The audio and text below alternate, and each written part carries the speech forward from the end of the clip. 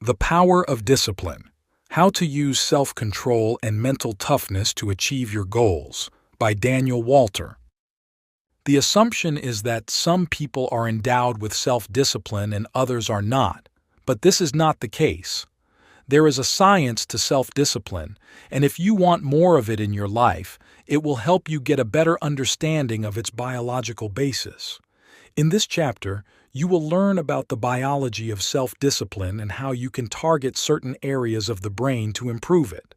The human brain contains an estimated 100 billion neurons, the minuscule cells responsible for our behaviors and thoughts. Neuroscientists Todd Hare and Colin Kammerer conducted a study in 2009 in which they used functional magnetic resonance imaging machines, fMRIs, to record the brain activity that takes place when people are engaging in tasks that require them to use self-control and discipline. The participants were given a choice between accepting a small financial reward at the immediate conclusion of the study or a larger financial reward at a later date.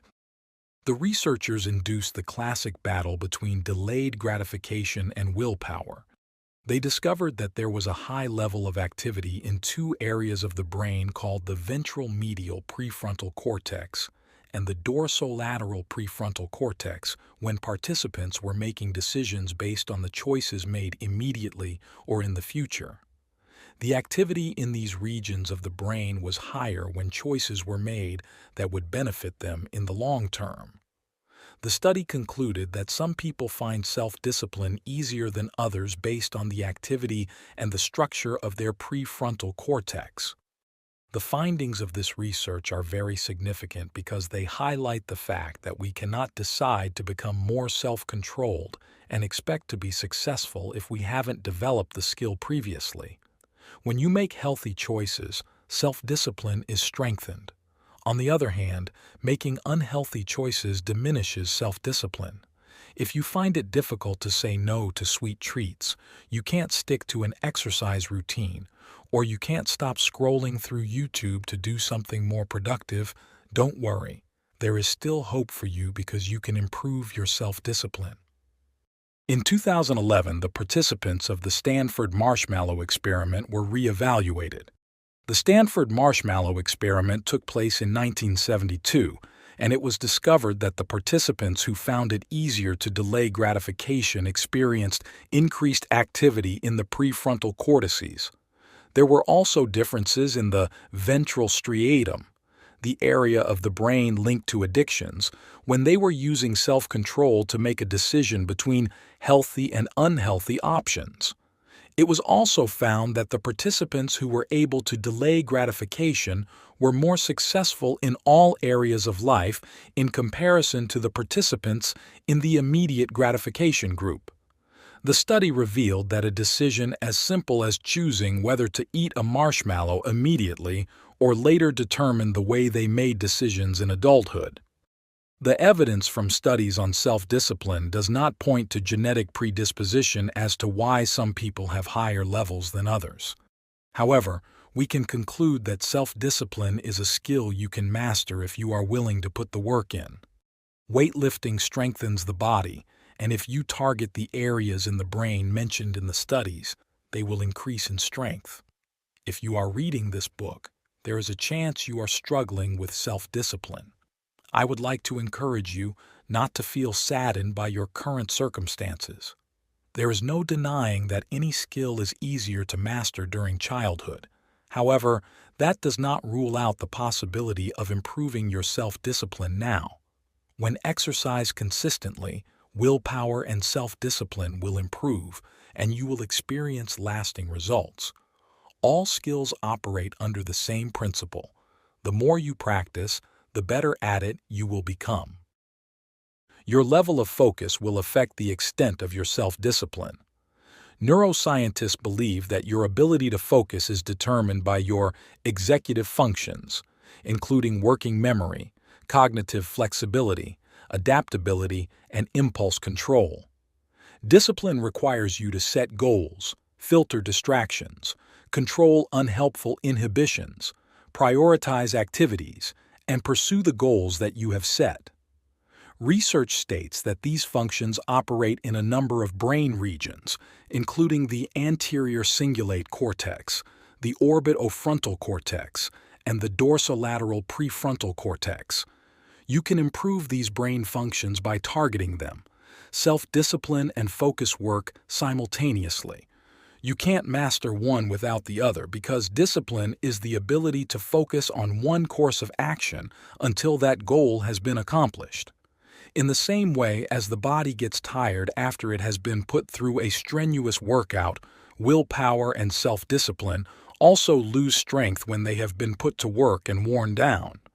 Since there is a biological basis to these skills, the brain of a person who said no to a slice of cake 10 times is different from the brain of the person who eats the slice of cake each time it is offered to them.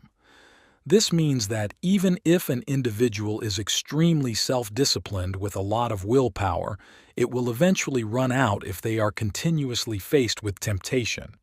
In the same way, it is impossible for a person to lift weights for 24 hours without a break. It is also impossible for a person to exercise their willpower for 24 hours without taking the time out to replenish it. In 1996, psychologist Will Baumeister conducted a study in which he evaluated a phenomenon known as willpower depletion. The study involved leaving 67 participants in a room with freshly baked sweet treats and bitter radishes.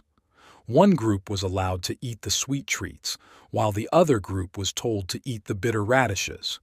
They were then taken to another room where they were asked to solve a puzzle to evaluate their persistence.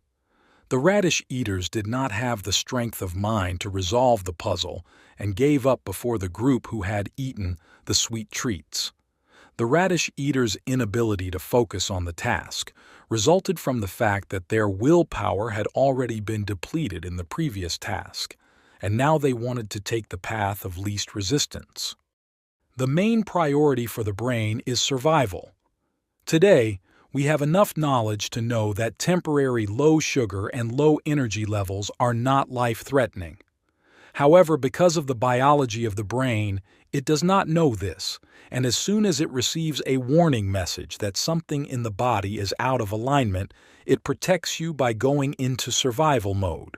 When the brain is operating in survival mode, it begins to crave instant gratification, which leads to binge eating and other negative behaviors linked to a lack of self-discipline. Therefore, the best way to build self-discipline is to remove yourself from temptation. For example, if you are struggling with your diet, replace your cupboard of unhealthy foods with healthy choices and meals. When you go grocery shopping, stay away from the ageless selling sweet treats and immediately make your way to the ageless stocking healthy foods.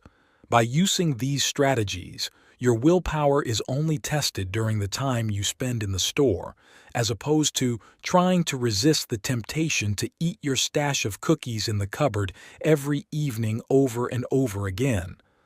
Another way to protect your willpower is to go shopping after dinner. You won't be hungry because you've just consumed a filling, healthy meal, which means you are less likely to buy a bag of chips to hold you over until dinner.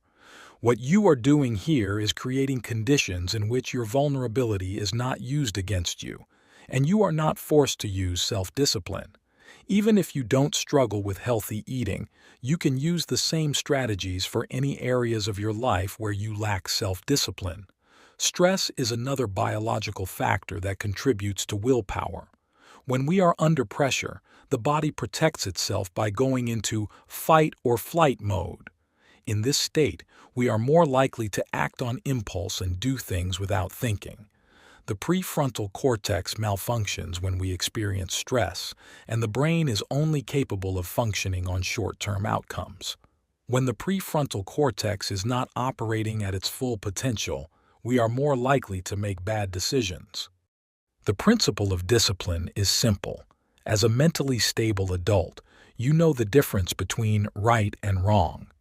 You understand that if you choose to watch Netflix instead of working on your goals, you will never achieve them. Discipline is about doing what you know you've got to do even when you don't feel like it. But for your efforts to make a difference, you must be consistent. Slacking off every other day isn't going to get you to your destination any more quickly. Consistency builds momentum, and that's how dreams become a reality. When you are aware of what discipline demands, you are more likely to choose to do the right thing. Remember, there is a biological process to discipline, and similarly to any other habit, the brain is programmed to accept it as the norm the more you practice it. There are several benefits associated with self-discipline that I will discuss in the next chapter. Self-discipline is required for every area of life, but most people don't realize it because society has taught us to float through life on autopilot. I believe that one of the most underrated reasons for the breakdown of the family is a lack of self-discipline. If your partner is cheating or exhibiting other issues, one of the underlying causes is their inability to control their urges towards the opposite sex. If your partner is running up credit card bills or has other financial issues, one of the reasons is their inability to control their spending habits. In other words, your level of self-discipline will control your level of success in your place of employment, relationships, finances, academics, etc.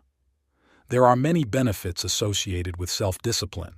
A lack of self-discipline contributes to low self-esteem. There are many reasons people suffer from low self-esteem, and one of them is that they are not where they need to be in life. People set goals all the time, especially at the beginning of the year, but by the second or third month, they have lapsed back into old habits and their goals are forgotten. Most people fail in life because they don't do what is required for success. The person who wants to lose weight sits on the couch eating burgers, flipping through magazines and wishing they could wear a bathing suit on vacation. You will never get into a bathing suit sitting in front of the TV dreaming.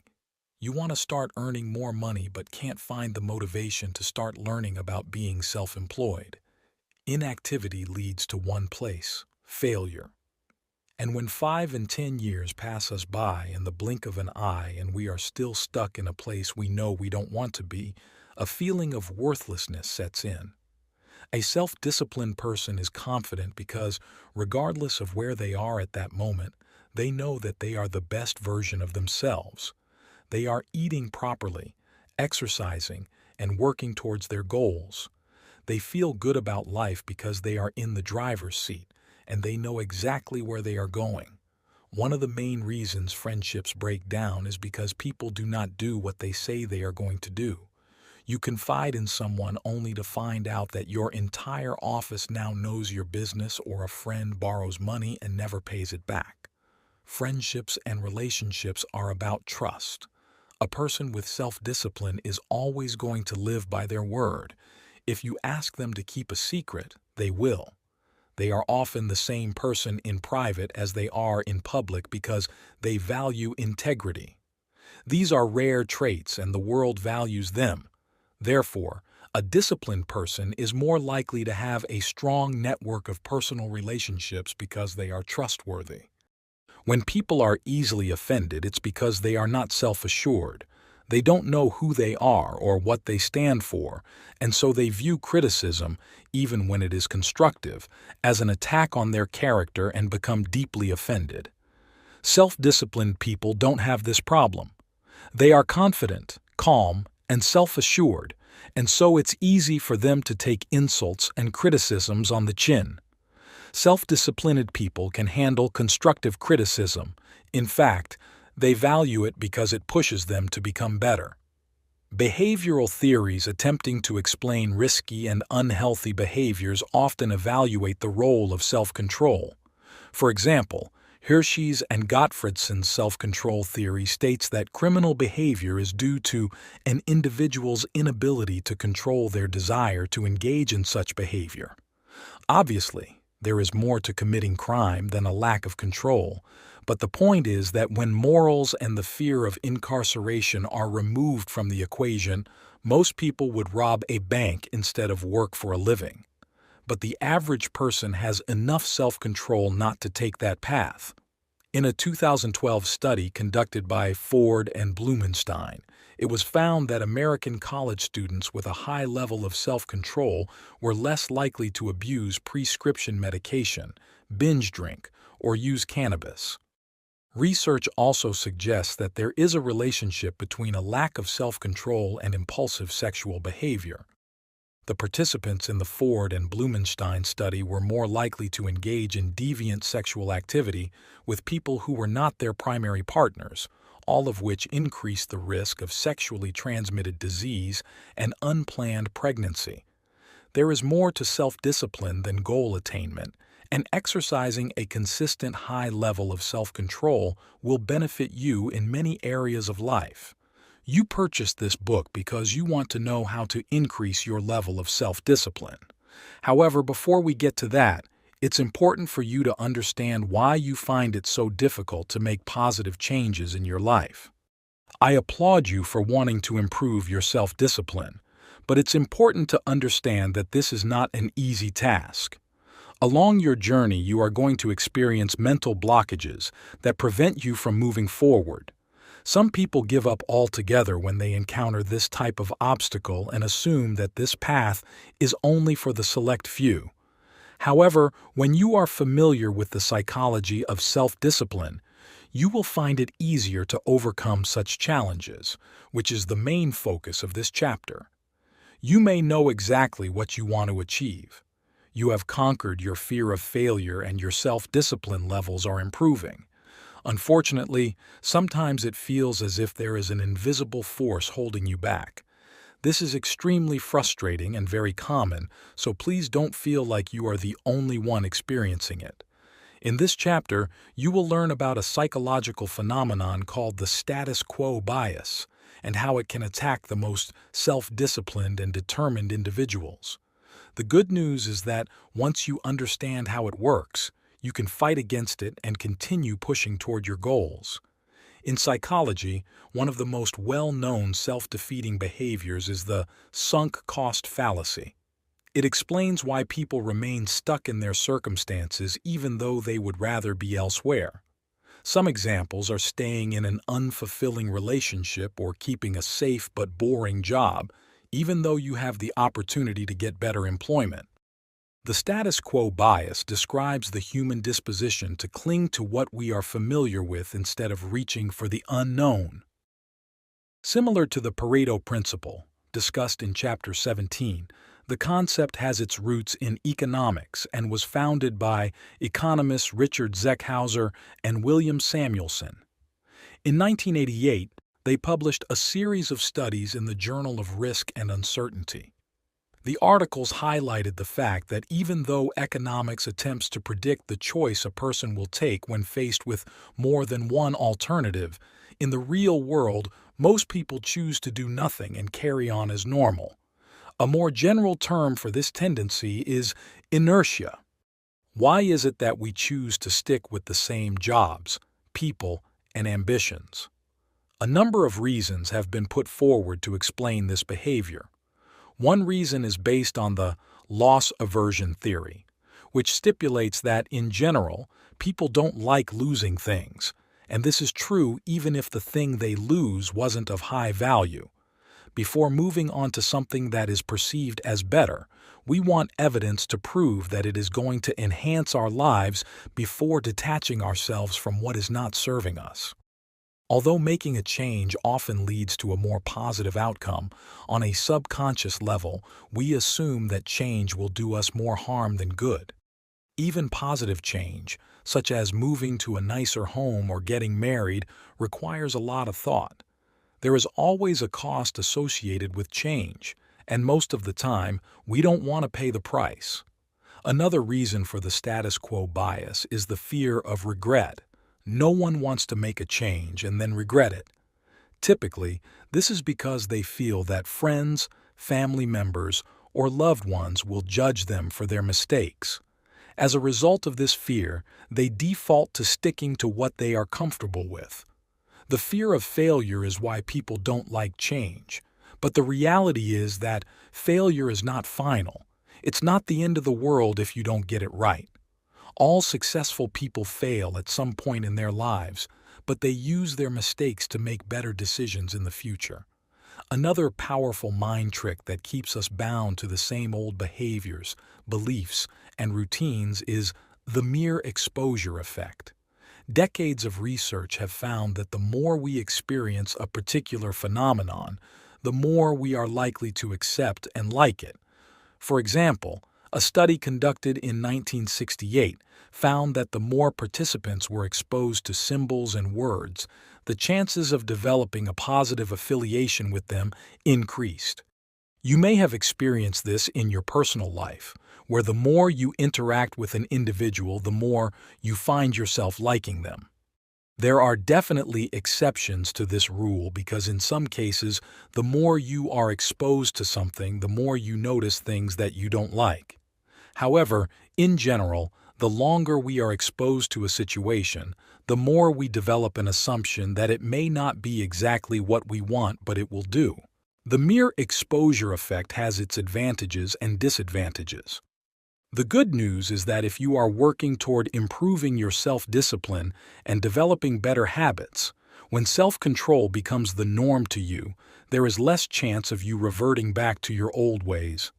The more time you spend operating with a positive mindset, the more you will become comfortable with it. The disadvantages are that the natural human tendency to hold on to bad habits will make it difficult to develop good habits. You might have a desire to get up on Saturday morning and start working on your goals, but because you've spent the majority of your life sleeping in on Saturdays, you will have a hard time dismantling your status quo bias. The trick is to keep reminding yourself that the more you get up early, the easier it will become. Now that you have a better understanding of the status quo bias, think back to times in your life when you have attempted, or had the opportunity, to change something about your life but you failed to persevere because of your status quo bias. Maybe you found yourself saying things like, "Well, I've always done things like this, so there's no point in changing it now." Or, "I can't see that there's any major problem here, so it doesn't make sense to change anything." Remember that the status quo bias is guaranteed to do one thing, and that is to keep you safe. It will also ensure that your hopes and dreams are never fulfilled, and in the long run, you will probably regret not taking action. People shouldn't be afraid of failure. They should be scared of regret. The feeling of looking back on your life and wondering what if will torment you worse than the feeling of having tried and failed. Fortunately, having some self-awareness about this will help you make better decisions in the future. Make a promise to yourself that starting today, you are going to put your rational decision-making abilities to good use and build the life you want. Whenever you are faced with the choice of remaining in your current circumstances or doing something to change them, challenge yourself to go through an exercise that will encourage you to evaluate your thoughts in a logical manner. Get a piece of paper and draw one line down the middle and one across so there are 4 quarters. In each quarter, write the following: status quo advantages, status quo disadvantages, advantages to the alternative, and disadvantages to the alternative. Spend at least 10 minutes working on the lists. Go to bed and return to the list the following day. Ask someone you trust to help you if you want a second opinion or you are afraid you might overlook something. Remember to remove your feelings from the decision-making process. Now that you can visualize your thought process, make the decision to do something that's going to get you out of your comfort zone. Get into the habit of questioning your decisions so that you are actively paying attention to your habits and altering them to ensure that you reach your end goal. The next step in improving your self-discipline is being realistic about your abilities. I will discuss this in the next chapter. Confidence is a great thing. It's important that you know what you are good at, and you don't doubt yourself in that area. However, it is equally as important that you are familiar with your weaknesses. In this chapter, you will learn about the dangers associated with the inability to assess your competencies and how you can protect yourself against it. We all know someone who is out of touch with reality when it comes to assessing their skills. For example, the coworker who thinks they've got such a good sense of humor, but their jokes are never funny. You might not have this problem, but it's helpful to understand it as you never know what the future holds. The Dunning-Kruger effect occurs when an individual is not only incompetent in a certain area, but fails to realize how bad they are at it. The person suffering from this issue has what is referred to as a double burden, which means they are continuously making mistakes in the same area. It is difficult for people to correct them because they are completely ignorant of their deficiencies. Instead of trying to improve their skills, they will continue moving in that direction because they truly believe in their abilities and will argue that their failure is because of bad luck. Psychologists David Dunning and Justin Kruger from Cornell University discovered that this phenomenon becomes apparent when people are tested on their humor, logic, and grammatical knowledge. They found that those who scored the lowest in these categories were less likely to believe they had a problem in these areas because they suffer from non-existent or weak meta-comprehension, meta-memory, and metacognition. They are incapable of evaluating their own thinking processes or providing constructive criticism of their own abilities. Prior to this study, it had already been established that people have the tendency to think of themselves more highly than their abilities warrant in areas such as written expression and leadership skills. The Dunning-Kruger effect simply emphasizes this common human tendency. However, it can also have a negative impact in certain environments. One example is senior managers who are clearly incompetent yet still manage to get promoted. If you haven't already noticed, incompetent people are typically oblivious to their incompetence. They literally walk around with their head in the clouds, believing they are the cleverest people in the world. On the other hand, those with a high skill set are usually very modest about their capabilities. So, what is the relationship between self-discipline and the Dunning-Kruger effect? Self-discipline and self-control are skills, which means it's possible to overestimate your ability in these areas. If you ever get to the point where you believe you have mastered the art of being highly productive at all times and have the ability to resist temptation, be careful. It could be true, maybe you have come a long way, but there could be the possibility that you've still got a lot more work to do. Research suggests that the more familiar you become with something, whether it's a skill or a subject, the likelihood that you will claim you are an expert diminishes. In other words, the deeper you get into something, the more you realize how much more there is to learn about it. What is the solution to this paradox?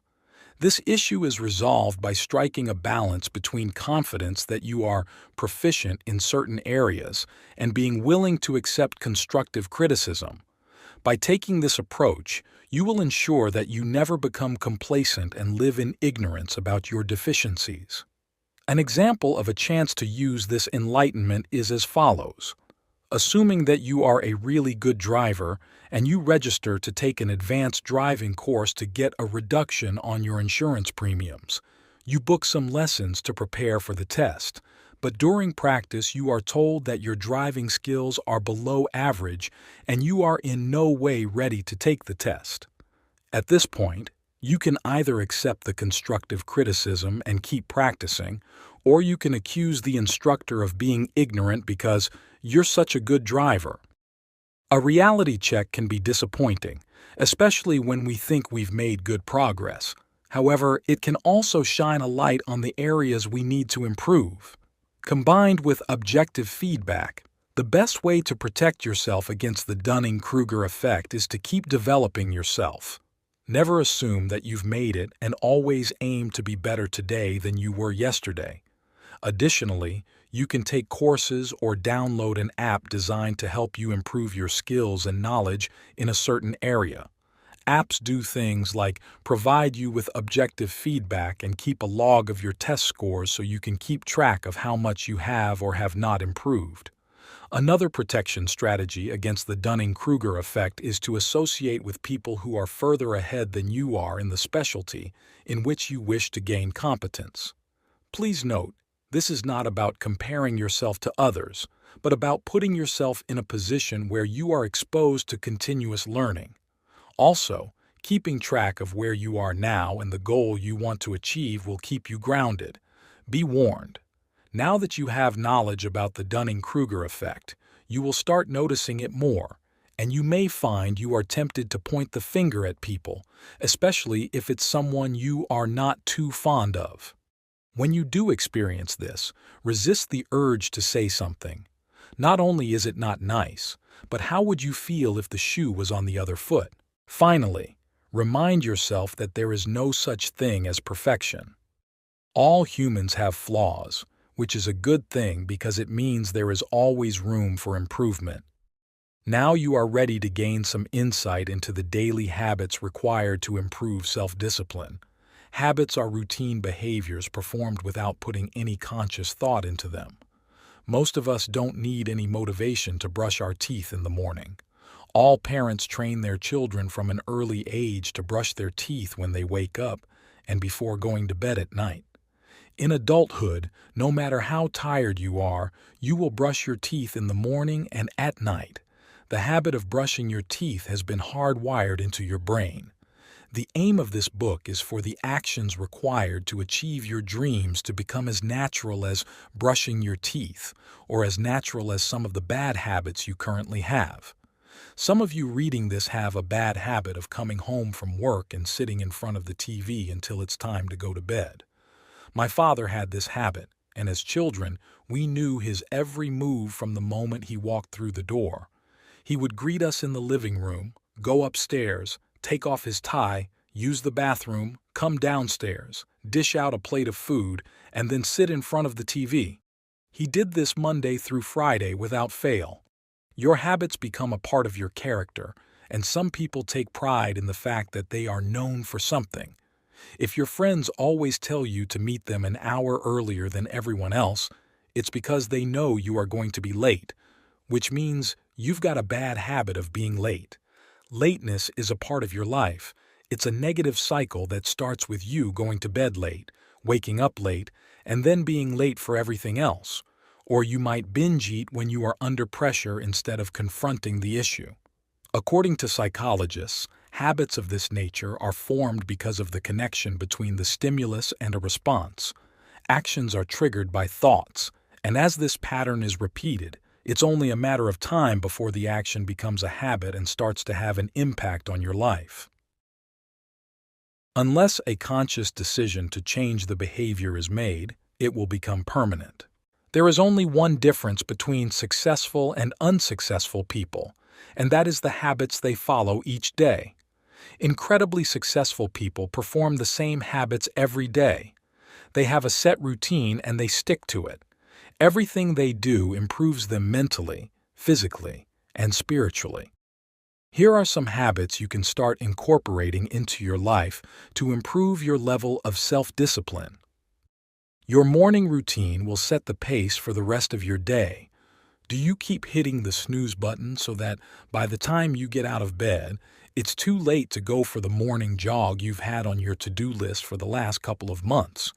Since you woke up late, you have no time to make breakfast and instead stop off at the McDonald's drive-thru on your way to work. Because of the way your day has started, you are in the wrong frame of mind to do anything productive, and your thought process will be something along the lines of, "Since I've already had McDonald's for breakfast, I might as well get Taco Bell for lunch. There's no point in me going to the gym after work because I've already eaten all this unhealthy food.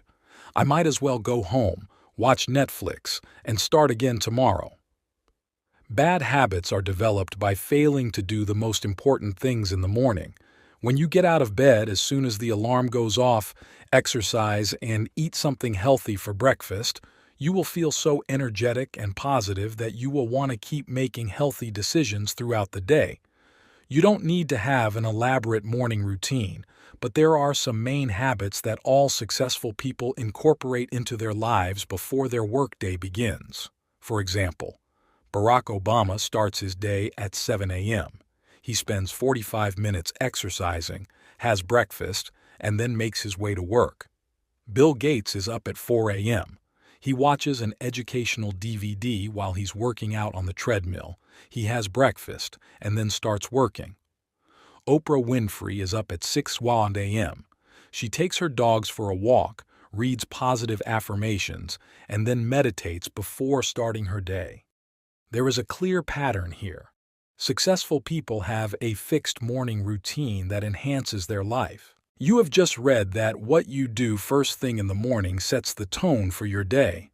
Your evening routine before going to bed at night is just as important as your morning routine. Sleep is essential for renewing the body, resting the mind, and recharging our batteries so we can be productive the next day. A bedtime routine that allows you to unwind and prepare for the day to come is crucial. Simple things such as turning off all digital equipment and/or reading is a powerful way to decompress, relax, and prepare you for a good night's rest. It is also important to get a minimum of 7 hours of sleep each night.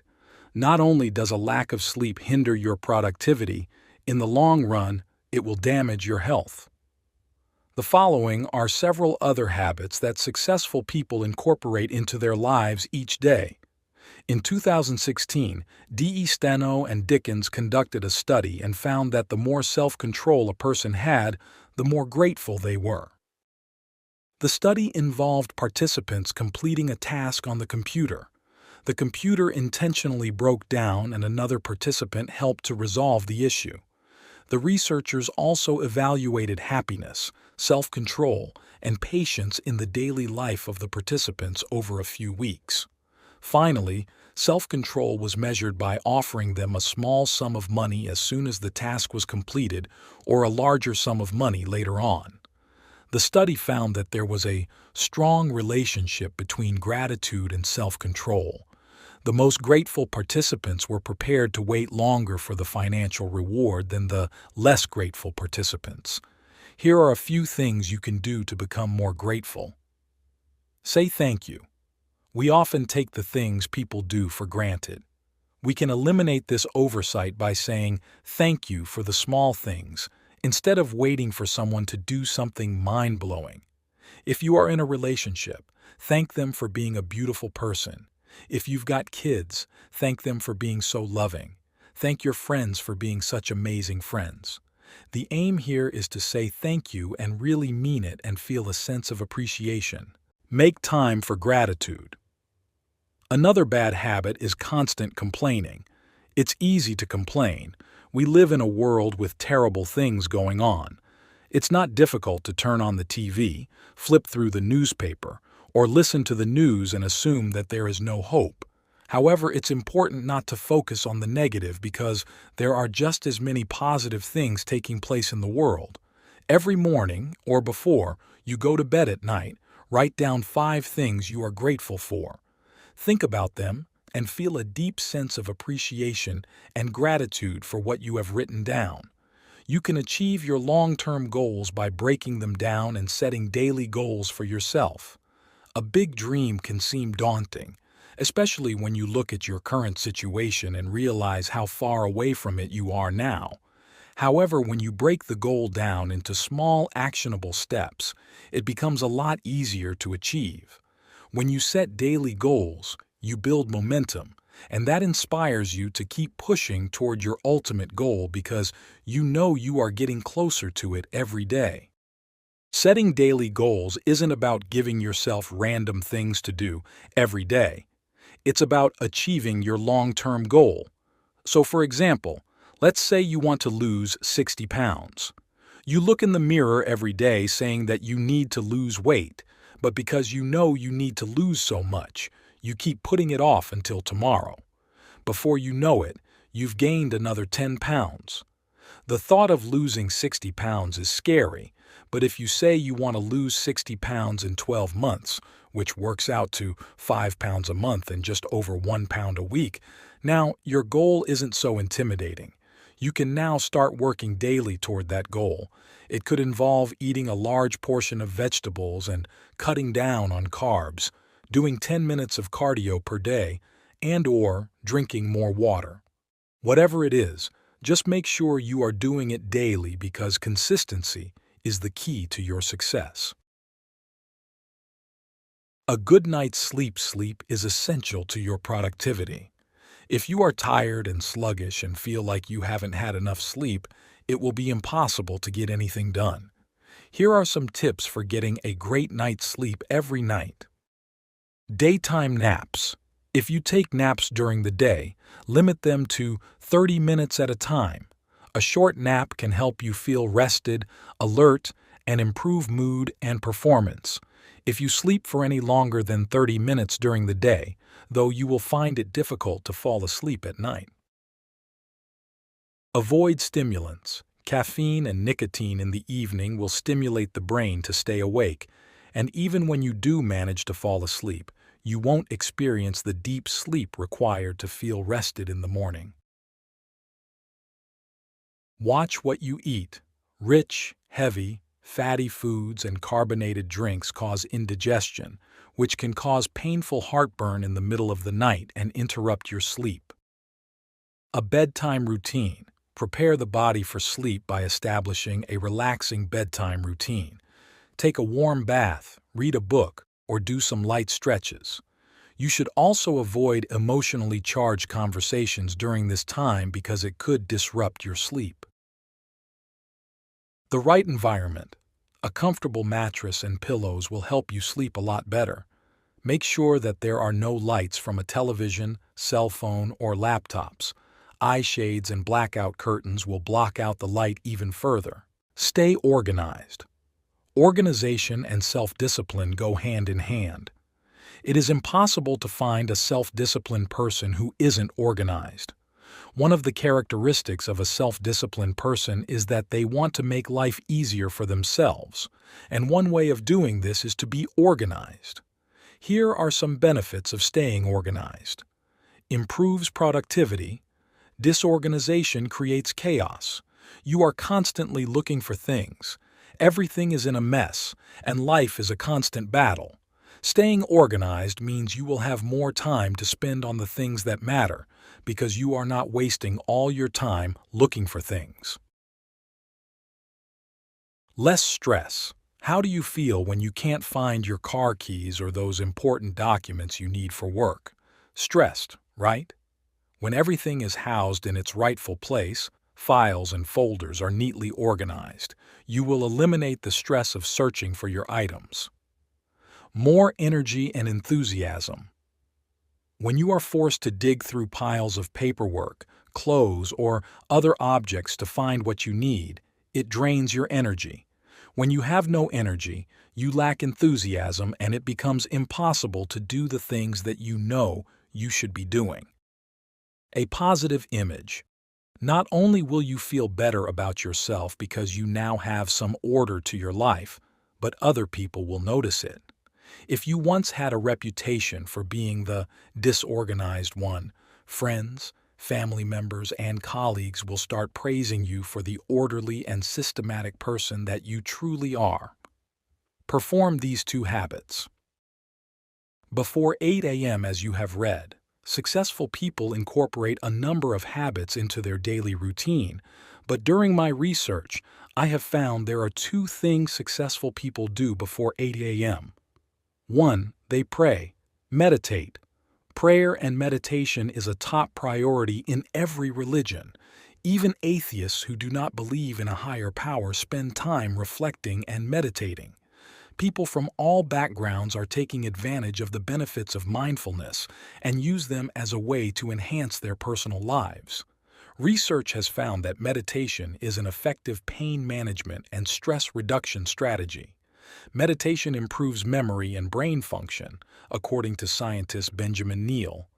Teachers use meditation in the classroom to help their students focus and concentrate. Actors, artists, and innovators use meditation to help get themselves in the zone and boost creativity. Actors Tom Hanks, Cameron Diaz, Jennifer Aniston, and Kristen Bell all incorporate meditation into their daily routines. Authors Tim Ferriss, Tony Robbins, comedians Jerry Seinfeld, Steve Harvey, and Ellen DeGeneres, and singers Katy Perry, Sheryl Crow, and Paul McCartney all use meditation to get ready for the day.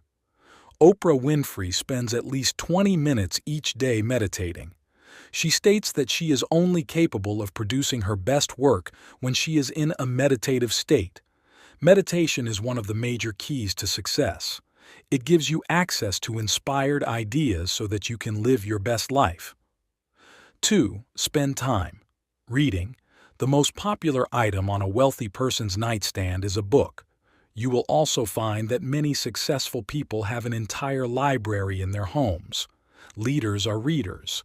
If you want to increase your earnings, you've got to invest in learning. A successful person would rather spend $20 on a book than going to watch a movie for entertainment purposes. During an interview with CNBC, Warren Buffett and Bill Gates discussed what superpower they would like to have if it were possible. Their response was that they wanted to be able to speed read extremely fast. Continuous education is one of the major keys to success. Your personal development depends on it.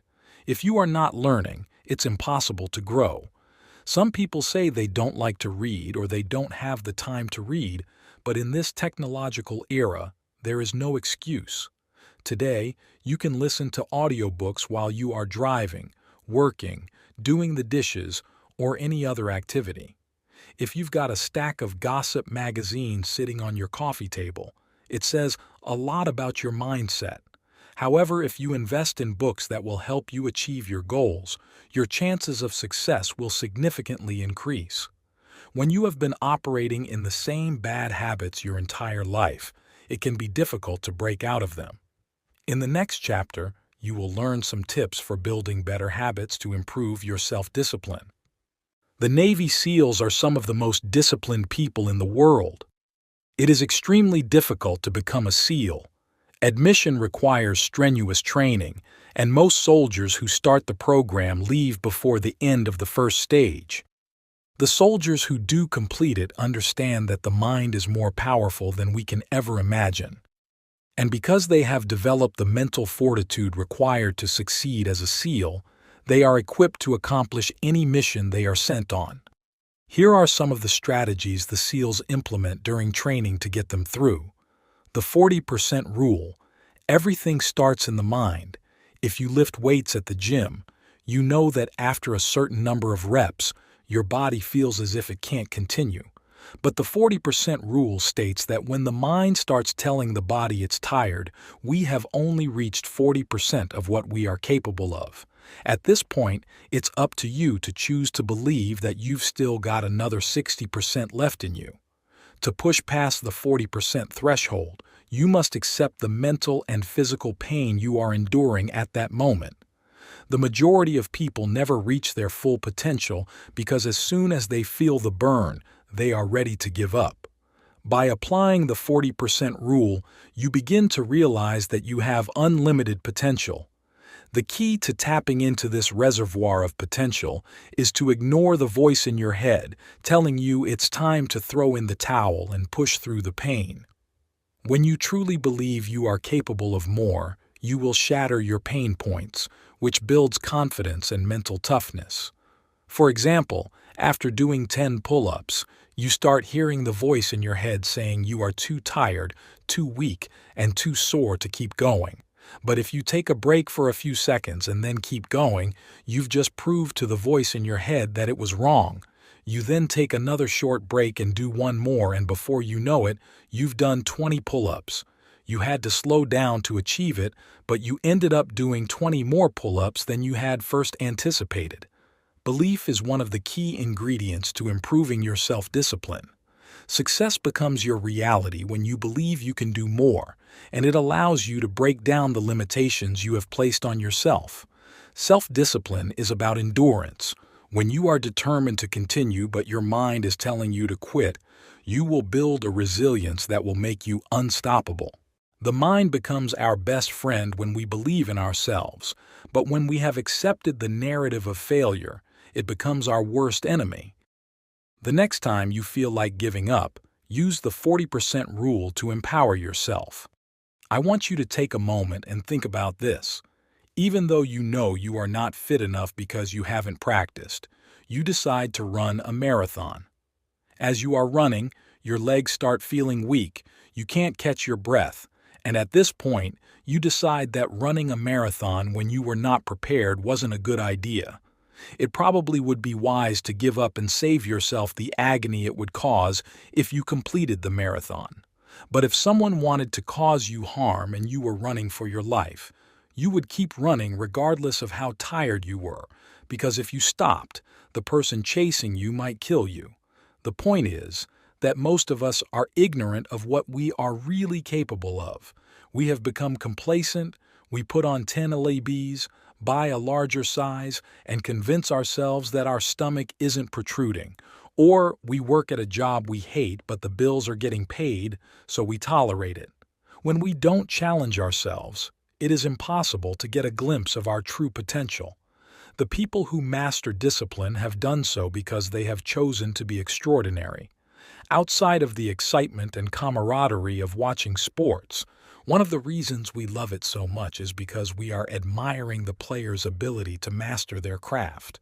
If we were to invest the same amount of time we spent sitting in front of the TV watching other people display their expertise, we would probably be a lot farther ahead in life. Several studies confirm that our physical abilities are determined by our mental strength.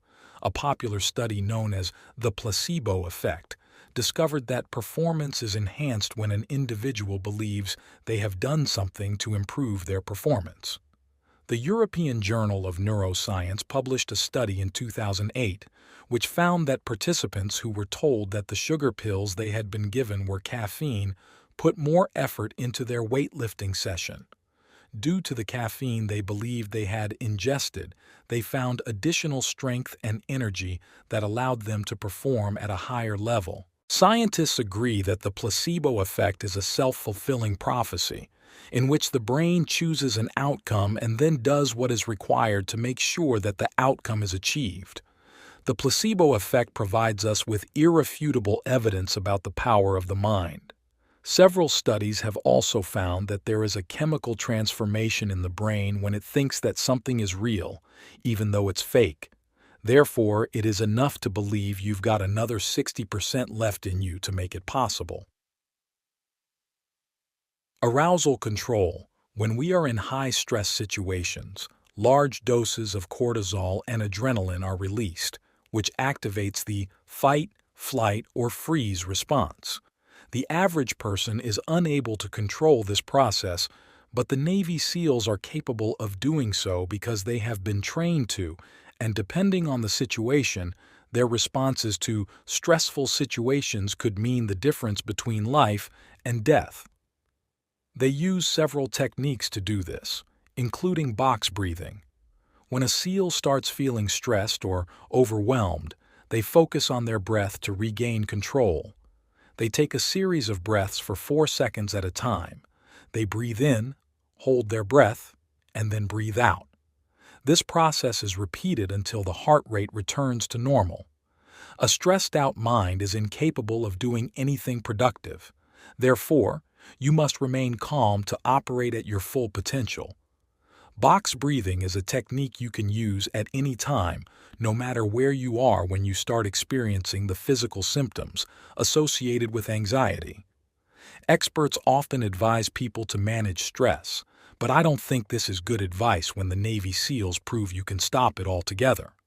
The 10X rule. Grant Cardone is the pioneer of the 10X rule. He believes we should set goals 10 times higher than the desired outcome because it will make us take 10 times more action to achieve it. The aim of the 10X rule is to force us to evaluate the way we think about our possibilities and the steps we are going to take to achieve our goals.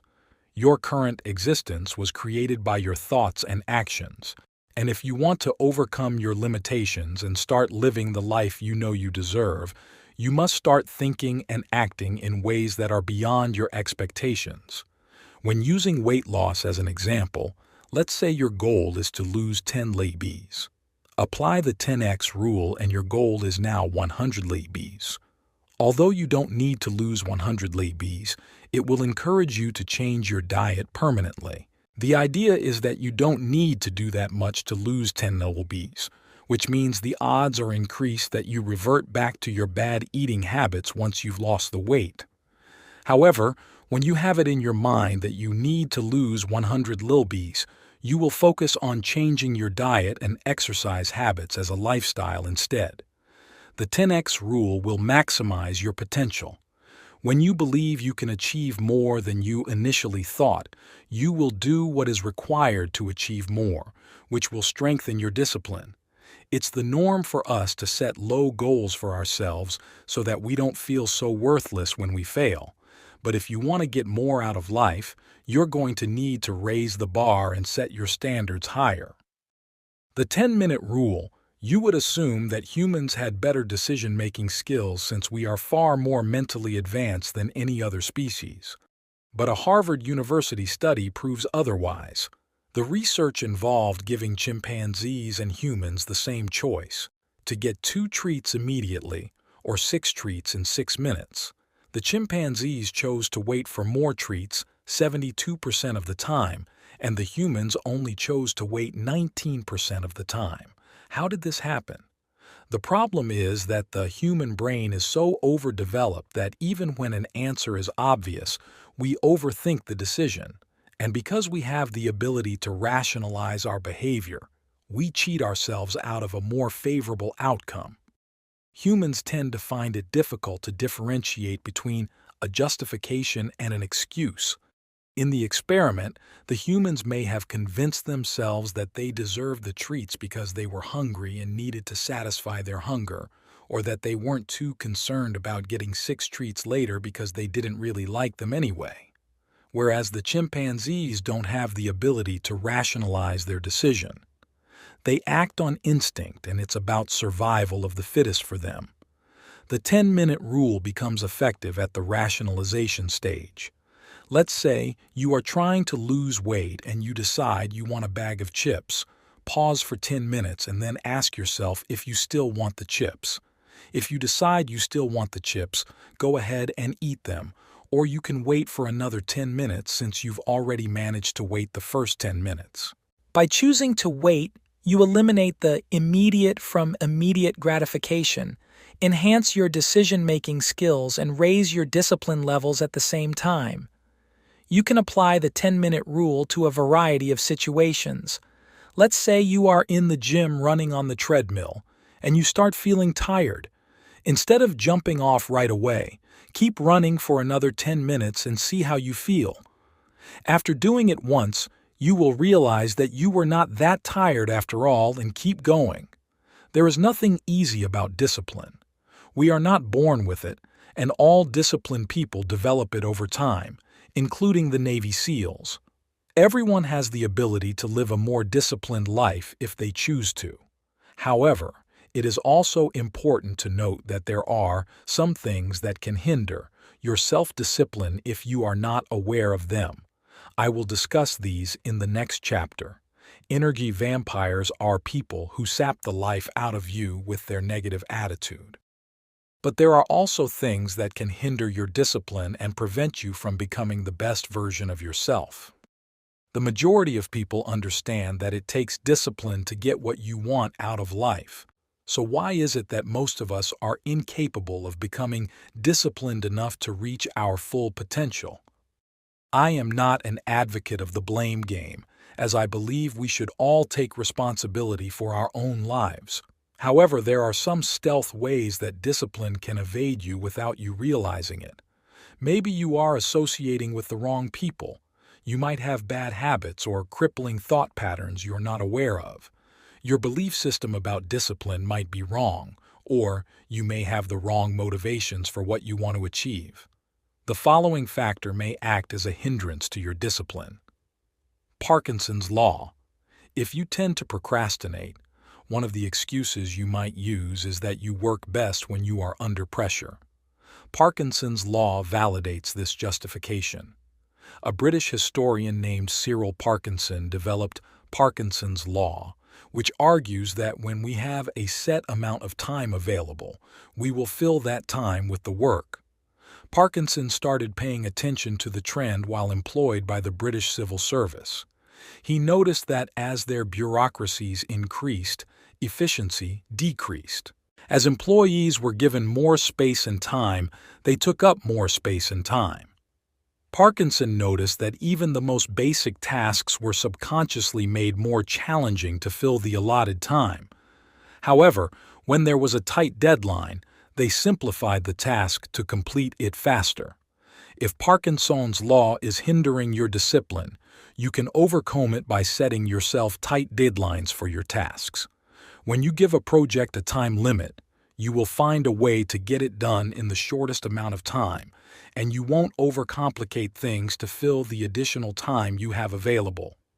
By setting yourself early deadlines, not only are you always challenging yourself, but you also put yourself under pressure to finish early, which frees you from the stress of rushing at last minute to meet deadlines. Discipline versus procrastination. Procrastination hinders self-discipline. We convince ourselves that we are not taking action because we are waiting for the right time or the right circumstances. For example, you might decide to take a break from the gym because your legs are sore. On the surface, it sounds fair, but it's an excuse because you could still go to the gym and do cardio or work your arms instead. The core of self-discipline is doing what you need to do, whether you feel like it or not. Inaction and making excuses are identical twins. There is no difference between them because they both lead to the same destination: failure. If you are going to wait until the conditions are just right, you've already lost the battle because when you want to do something, you are not stepping out of your comfort zone. If you are making excuses now, you will keep making them in the future. The perfect circumstances don't exist. Something is always going to be out of place. When procrastination seems logical, it's dangerous because it can apply to any situation. For example, if you decide you are going to quit smoking once there is less pressure at work, you will never give up because there is always going to be some level of stress at work. When you make excuses, you are telling yourself that you are not capable of doing what needs to be done now, but if you are incapable now, you are probably going to be incapable in the future. You will always have doubts when you step out of your comfort zone. The excitement in challenges makes them attractive, but the fear of them can also convince you to abandon them. It's normal to doubt yourself when you are doing something you are not qualified for or when you are attempting to push your boundaries. But whether it's starting a business, writing a book, or improving your health, the right time to start is now, even if you don't feel that you are ready for it. Another form of logical procrastination is spending too long on the planning stage when it comes to how you are going to achieve your goals. It is important to plan. However, there is no need to overanalyze things. The more time you spend planning means less time spent doing, which increases your chances of never getting started in the first place. The key is to start working on your project and figure out the details as you go. Society also plays a role in our love-hate relationship with procrastination. The media encourages us to strive for perfection, whether it's in our marriage, place of employment, or social lives. This encourages procrastination because it's an impossible ideal to achieve. The fear of failure sets in, and you keep postponing what you need to do to achieve your goals. You will push yourself into action when you realize that perfection and procrastination are both obstacles preventing you from becoming successful and disciplined. A powerful technique that can be used to stop procrastinating and curb the desire for perfection is the 70% rule. The 70% rule states that you should get to work when you are 70% certain that you will succeed. 100% certainty doesn't exist. You will never know whether something is going to work out unless you try it. The only way you are going to master discipline is through consistent action. So when you arrive at the 70% mark, decide that you are going to do it and stick to it. For example, you might want to compete in a marathon, but you know you are not fit enough. At your current state of athletic ability, you might be able to run 2 miles. That is your 70%, and that's where you should start. As you train, you will keep building more strength, and before you know it, you are ready to run a full marathon. False hope syndrome. False hope syndrome is the belief that it's easy to change your patterns of behavior. This leads to setting our expectations too high, which results in failure. Most of us have no idea how difficult it is to eliminate bad habits and assume that we are going to get everything we want out of life without facing a battle. False hope results in constant failure, which further reinforces the behavior we desire to change. Psychology professor Peter Herman says that failure is more common than success, even though failure is never the goal. The reason for this is that we aim for extreme transformation that we are incapable of sustaining. You might get momentarily inspired about your goals and map out a plan, but then the stresses of life take over, and that moment of inspiration fades into obscurity because your focus is on getting through the day and not on achieving a goal that's going to take you years to accomplish. If what you desire in life comes easy, it's not worth having. It takes time to achieve big dreams. There is no such thing as overnight success. Every successful person you see in the media experienced serious turmoil to get where they are today. All we see is the end result and assume that it was easy for them. Most people want success, but when they realize what it takes to achieve it, whether consciously or unconsciously, they bow out gracefully. When you are evaluating the things that are hindering your discipline, take note of your actions. Are there any ways you are self-sabotaging? There is nothing pleasant about discipline, but we can also make it harder on ourselves. In the next chapter, you will learn about the importance of getting comfortable with being uncomfortable. There is nothing comfortable about self-discipline. You don't need discipline to eat junk food or watch your favorite TV show because you enjoy doing those things. Unless they have a strong desire to achieve something, most people are not going to subject themselves to the discomfort of self-discipline. They are going to wake up just in time for work, eat when they are hungry, sleep when they are tired, etc. There is nothing you can do that is going to make self-discipline comfortable. We need endurance to overcome those feelings of discomfort and mental toughness to plow through the instincts that are intising us to choose the path of least resistance. Practice being uncomfortable. In Chapter 1, you read about willpower being like a muscle that gets tired when it's used. But what this really means is that you can also strengthen your willpower, which involves doing things on a regular basis that make you feel uncomfortable so that not only do you get familiar with the feeling of discomfort, but you get used to it. Stepping out of your comfort zone is important because it teaches you that your fears are not as great as you had imagined. One of the acronyms for fear is false evidence appearing real. The evidence is false because you are imagining it, but you have turned that thought into a reality in your mind. The only way to dismantle this is to step into that fear and realize that the evidence you had conjured up in your mind was false. Every time you step out of your comfort zone, both your willpower and tolerance for discomfort will increase. One of the most popular TED Talks came from Jia Jiang, in which he spoke about spending time living outside of his comfort zone. Jiang spent 100 days seeking out opportunities to experience rejection to help him overcome social anxiety and his fear of rejection to become a more confident person. It involved him doing things like asking a random stranger to lend him $100, knocking on someone's door and asking to play soccer in their backyard, and asking for second helpings in a restaurant without paying. At the end of the 100 days, Jiang was a completely different person. He was confident and sociable because of how kind people were to him during this time spent outside his comfort zone. Jiang's story applies to all of us.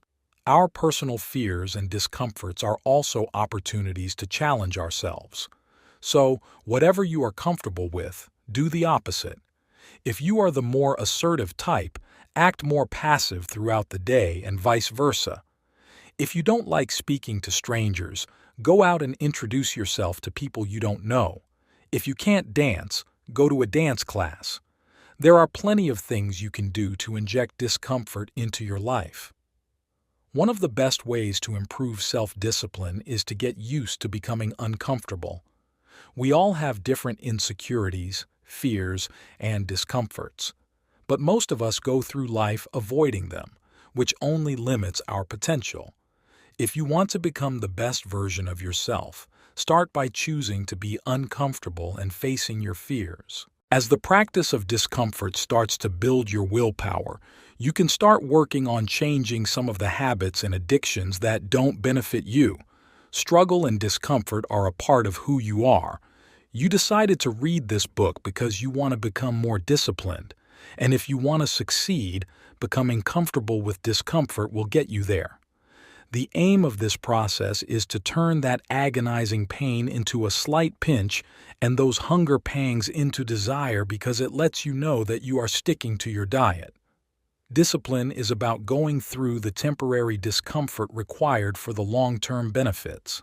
Making a habit of embracing discomfort will benefit you in all areas of life. It will give you the mental agility required to thrive regardless of your circumstances. Discipline isn't concerned about your feelings. It doesn't care that you feel as if you can't take another step, because that's when you need it the most. Practicing discipline is a brain training exercise, equipping it to default to perseverance mode. Urge surfing.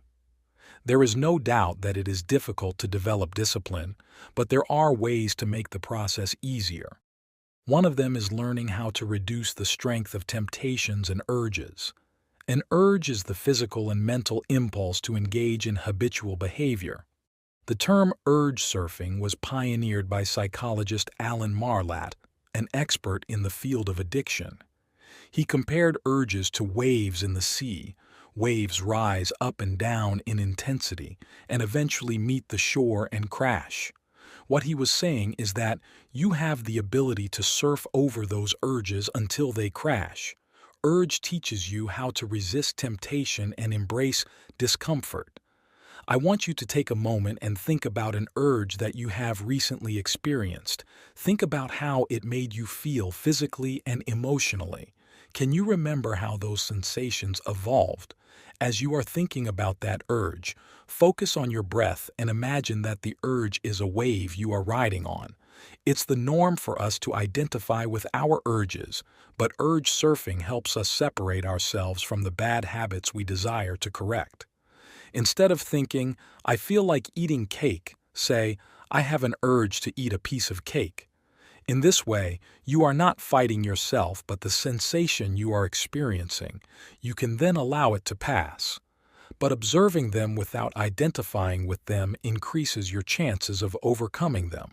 The average urge will peak between 20 and 30 minutes if you fight with it.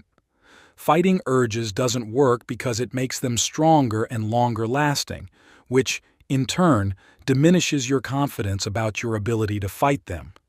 You give your urges power through your willingness to indulge in them. There is actually no power in the temptations and the addictions. When a drug addict goes to a rehab facility and has no access to their drug of choice, they experience significantly few urges and cravings compared to when they are not in a rehab facility. Another helpful way to define the internal struggle associated with urges is to think of it as a waterfall, and fighting an urge is like trying to block a waterfall. The waterfall is eventually going to break through with even more force than it would have originally because of the pressure that has been built up from being held back. Instead of trying to block the waterfall, step back and watch it. If you can start seeing urges and temptations with curiosity rather than fear, changing your behavior will become a lot easier. Spend time studying your own habits and pay attention to your urges. Once you master urge surfing, you can overcome any addiction. Are you feeding your urges? People will also do things like try to think themselves out of an urge or distract themselves so they are focusing on something else. This is similar to trying to fight your urges. They feed them, which makes them stronger. This then causes you to believe that the only way to get rid of your urges is to give in to them. When you get to this stage, you give up and accept that you will never be able to change your bad habits. Distraction appears quite logical. After all, wouldn't it be better to limit the number of opportunities you have to engage in your bad habit instead of indulging in it? It sounds like a good idea in theory, but it doesn't work in practice. Several studies have found that suppressing thoughts, sensations, and feelings makes them stronger. To further prove this point, the next time someone mentions something, try not to think about it. For example, someone might say, "Make sure you don't think about an elephant." Now, anytime the word elephant is mentioned, you are going to think about one, and the more you try to avoid the thought, the more it will take over your mind. The same is true when you attempt to avoid urges. The aim of urge surfing is to leave you feeling calm and relaxed after walking away from a temptation. It's impossible to trick the mind into overcoming your urges. The only way out is to surf through the urge, which is a part of the discipline process. After a while, you will become comfortable with the discomfort of experiencing the urge and not submitting to it. Anytime you feel an urge to do something you know is not going to benefit you, follow these steps. Pay attention to where the urge is coming from in your body. In the same way music gives you the urge to nod your head or tap your feet, the majority of urges are felt somewhere in the body. Once you have located where the urge is coming from, focus all your attention on that area and observe the sensations you are experiencing. Spend 2 minutes focusing on your breath. Imagine that every sensation and urge you are feeling is a wave.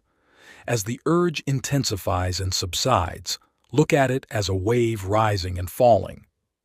As the urge settles down, pay attention to the changes you are feeling. Once you have surfed through an urge once, you will have the confidence to surf through them anytime they arise. It's important to remember that urges are temporary. You are not going to feel that way forever. When you forget this, urges and cravings can become overwhelming. But if you have the confidence that you can ride through an urge, you will find that this method is much more effective than trying to fight with the urge or distract yourself. When you first experience hunger pangs, the assumption is that they won't go away until you eat something. As you probably know, you start feeling irritated when you're hungry because your productivity levels decrease. But people who fast know that hunger is temporary. It passes in the same way as every other urge.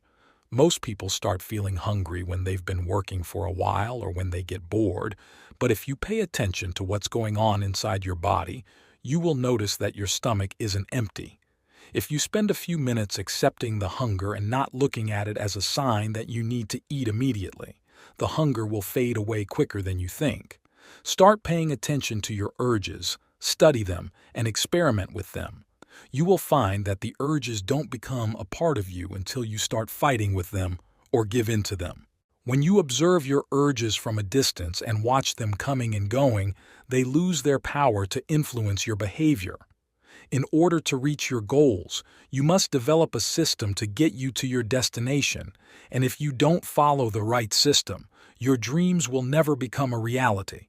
In the next chapter, you will learn how to focus on the right system to get your desired outcome. All successful people have goals. Yes, this is true. People set weight loss goals, financial goals, academic goals, relationship goals. But how many people actually achieve those goals? Research suggests very few people achieve their goals. There is nothing wrong with the goals they are setting, but there is something wrong with the system they are following. When you set a goal, you are focused on the result you want to achieve, but a system is about the process you are going to undertake to get there. So what would happen if you stopped focusing on the goal and focused on the system or strategy instead? For example, if a football coach wanted his team to win the championships but instead of focusing on winning, focused on the daily practice habits of the team. Could they win? Probably. The only way to win is to improve your playing skills, and you can only do that through practice. If you want to win in life, forget about focusing on the outcome. Focus on the system you are going to use to get to the outcome. Let me repeat, I am in no way stating that you shouldn't set goals. Goals are necessary. If you don't know where you are going, how are you going to develop a system to get there?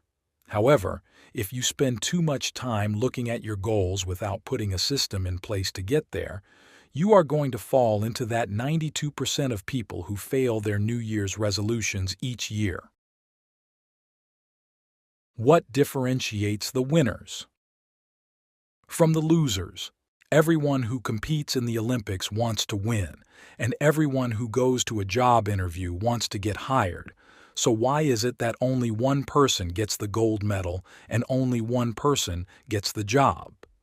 The person who came second or third had the same goal, but they lost. What happened? The winner used the right system or strategy. The losers didn't. Goals don't last if you don't change your habits. Your bedroom has looked like a bomb has hit it for the past 2 months, so you set a goal to tidy it up, which you do. But in 2 weeks' time, it looks like a bomb has hit it again. Why? Because you have a bad habit of being untidy. You set a goal to lose 10 pounds, and you find enough motivation to go on a 30-day smoothie fast. You lose the weight, but in 2 months, you've put it back on again. Why? Because you've got a bad habit of unhealthy eating. So, when the room gets messy again and the weight returns, you'll be hoping to find the same level of motivation it took to do it the first time. This is a bad system, and you will live your life continuously chasing outcomes if you don't change it. There is no point in taking Tylenol every time you get a headache. The headaches keep coming back for a reason, and all you are doing is treating the symptom and not the cause. The cause may be that you don't drink enough water, and once you get into the habit of drinking enough water, the headaches will go away. When you solve problems at the level of the result, you only get a temporary outcome. Once you resolve the inputs, the outputs will resolve themselves. Reaching your goals puts a limit on your happiness. What do I mean by this? When you are on the other side of your goal, you think, if I could just reach that weight, I'd be happy. If I could just make enough money to buy a new house, I'd be happy. Again, there is nothing wrong with these goals, but you are putting happiness off until you achieve the goal. You make happiness something that only the future version of yourself can enjoy. Additionally, goal setting creates an either-or conflict. You either achieve your goal and you're a success, or you don't and you're a failure. Life is full of ups and downs. You may get to your destination by taking a completely different route than you had planned, and that different route might take a lot longer than you had anticipated. This doesn't mean you are a failure, and neither does it mean that you can't give yourself permission to be happy. The only solution to this problem is to work from a systems-based approach, and as long as your system is running, you have the right to be happy because you know you are working toward your end goal. The yo-yo effect.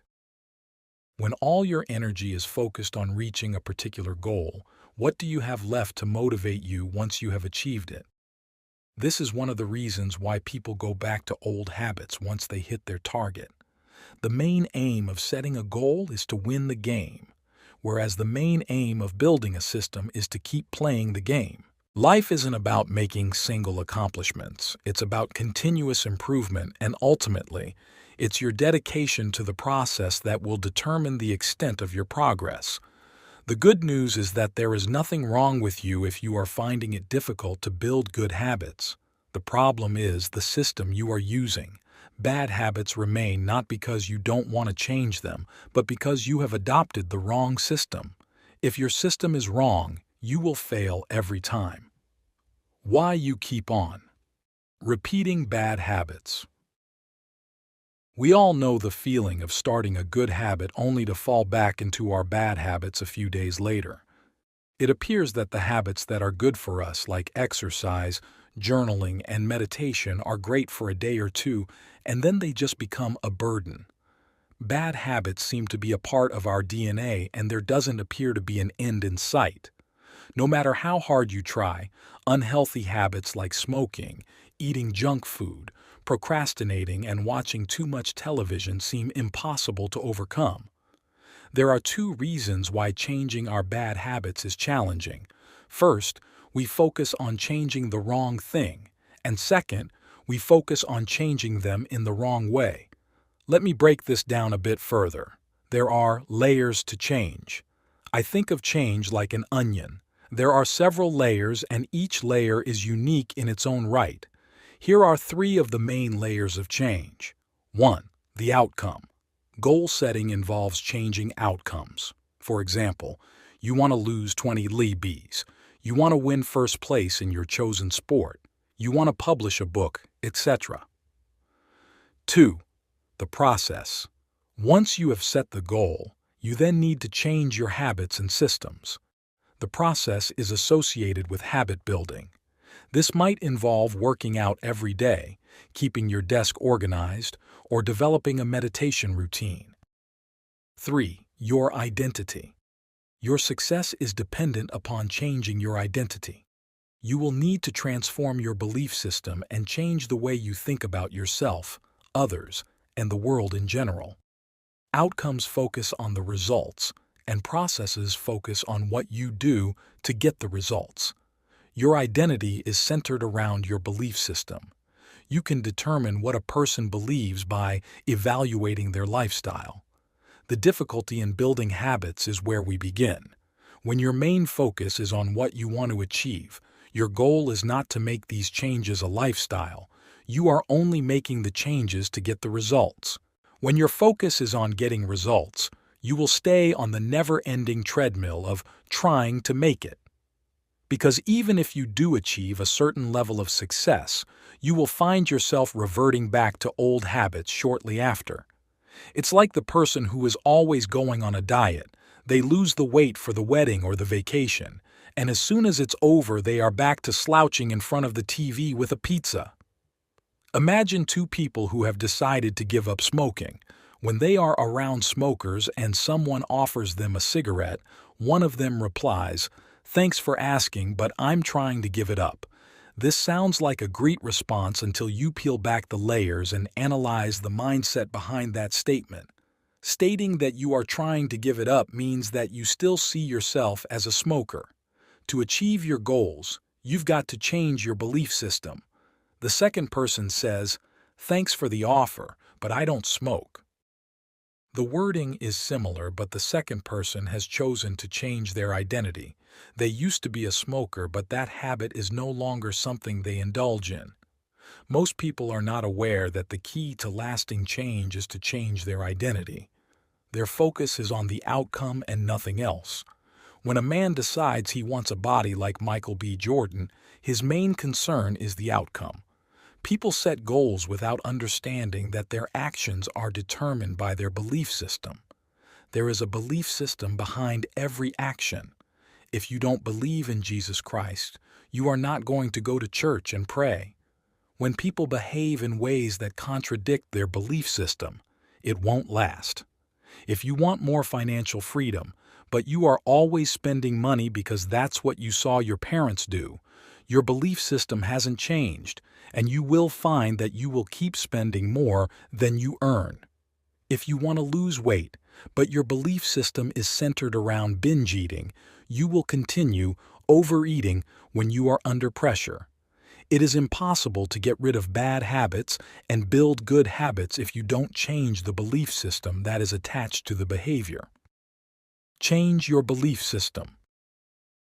Brian Clark is an established entrepreneur from Boulder, Colorado. Clark had a bad habit of biting his nails. He bit his nails as a child anytime he felt nervous, and it continued into adulthood. Pressure from friends and family forced him to decide to stop biting his nails until they had grown out a bit. With some serious willpower, he managed to achieve his goal. He then asked his wife to book him a manicure, thinking that if he was paying to take care of his nails, he would stop destroying them, which was essentially what he was doing by biting them. The manicure made his hands look nice, and he was pleased with what he saw. The manicurist encouraged him further by telling him that he would have very healthy nails if he stopped biting them. He was now proud of his nails. He liked the way they looked, and he wanted to keep them this way. The only way he could achieve this was to stop biting them, and that's exactly what he did, and he hasn't looked back since. Brian didn't set out to give up the habit of biting his nails. His goal was to stop biting them until they grew. However, his belief system about his nails changed when he saw how nice they looked after a manicure, and the bad habit of biting his nails was replaced by the good habit of grooming them. Your identity and good habits. Your habits, whether good or bad, are a part of your identity. When you desire to make a change and that habit becomes a part of your identity, you will maintain it because it has become a part of you.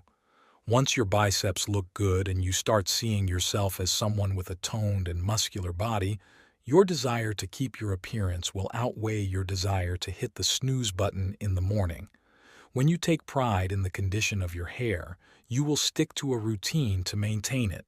When you are proud of your identity, you will do what is necessary to maintain the good habits attached to it. Your good habits will not last if they don't become a part of your identity. Motivation to achieve goals won't make what you are doing a lifestyle. Most people can find enough willpower to stick to a diet and exercise regime to run a marathon for cancer research. However, because those new habits didn't become a part of who you are, they didn't last. There is nothing wrong with setting goals, but what you should aim for is a lifestyle transformation. For example, set your goal to become a person who reads consistently instead of setting a goal to read one book. Set your goal to become a runner instead of setting a goal to run a marathon. Set your goal to become a musician instead of setting a goal to learn how to play the piano. Your behavior reflects your identity, and everything you do speaks loudly about who you are. According to research, when a person believes in their identity, their behavior will mirror that. When your good habits become a part of your identity, you will no longer need to force yourself to do the things required to change your behavior because it's who you are, and effort is no longer required. It is also important to note that your identity can also work against you when you have accepted certain traits. For example, I don't follow directions very well. My math skills are terrible. My computer skills are awful. I'm always late. I can never remember anyone's name. I am not a morning person. When you have spent your entire life agreeing with these negative narratives, you accept them as facts, and anytime you try and work against them, you will resist the action that attempts to work against what you believe to be true. Your subconscious mind has been programmed to keep you behaving in a certain way, and it will repel any action it doesn't recognize. Eventually, you become comfortable with behaving in a way that mirrors your self-image, even if the behavior is of no benefit to you. There are going to be days when you've got to put your good habits on hold because you have other commitments. However, this is rare unless you have a serious emergency. When our bad habits become the norm, it is common to make the excuse that we are too busy to fit in good habits despite the fact that we have just spent a few hours scrolling through social media. Your identity will prevent you from forming good habits, and in order to make progress, you will need to spend time unlearning your current habits. As well as the Navy SEALs, Zen Buddhists are some of the most disciplined people in the world. In the next chapter, you will learn about their philosophy and how they build self-discipline. Wouldn't it be brilliant if you were able to cope with all life's major challenges and keep moving forward with a smile on your face? Wouldn't you like to live a life free from the anxiety we experience when things don't work out according to plan? What about letting go of the fear of not having done enough with your life, or letting go of the fear of death? In this chapter, you are going to learn about the basics of Zen, an ancient philosophy that has enriched the Eastern lives for thousands of years. Its concepts will help you develop a greater level of self-discipline so that you can achieve your goals. Over the last 20 years, researchers in the self-development field and psychology have been studying the superior psychological health of Zen practitioners. Researchers at Penn State University have spent the last 10 years analyzing the effects of Zen practices. They have concluded that adding Zen practices such as meditation to your daily routine can reduce stress, help you make better decisions, and induce feelings of calm. Zen Buddhists hold a reservoir of wisdom about accomplishing goals, overcoming fear, and delaying gratification. All of these actions provide a powerful foundation for self-discipline. Zen is not a religion. It is regarded as a life experience based on the teachings of Buddha. Satori is a Japanese term similar to Zen, meaning flash of inspiration or first showing. To experience Zen, you must live in the present and have a deep belief that everything in the world is connected. To get a better understanding of Zen, gaining some insight into the life of Buddha will help. The life of Buddha. Thousands of years ago, Buddha started to spread the observations and teachings that led to his enlightenment. His focus was on two main concepts. The first was that it was a natural part of human life to experience suffering. The second was that in most cases, we are responsible for the suffering we endure.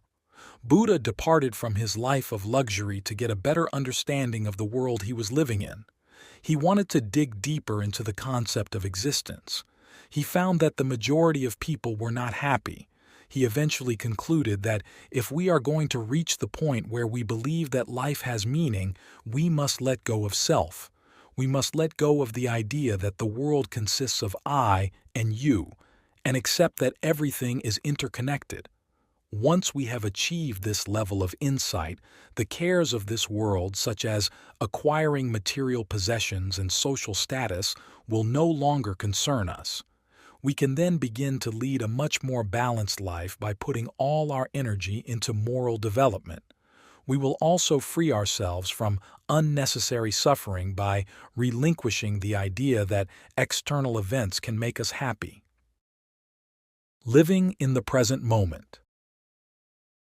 Buddhists believe that we should live in the present moment, and the past is nothing but a set of interpretations and memories.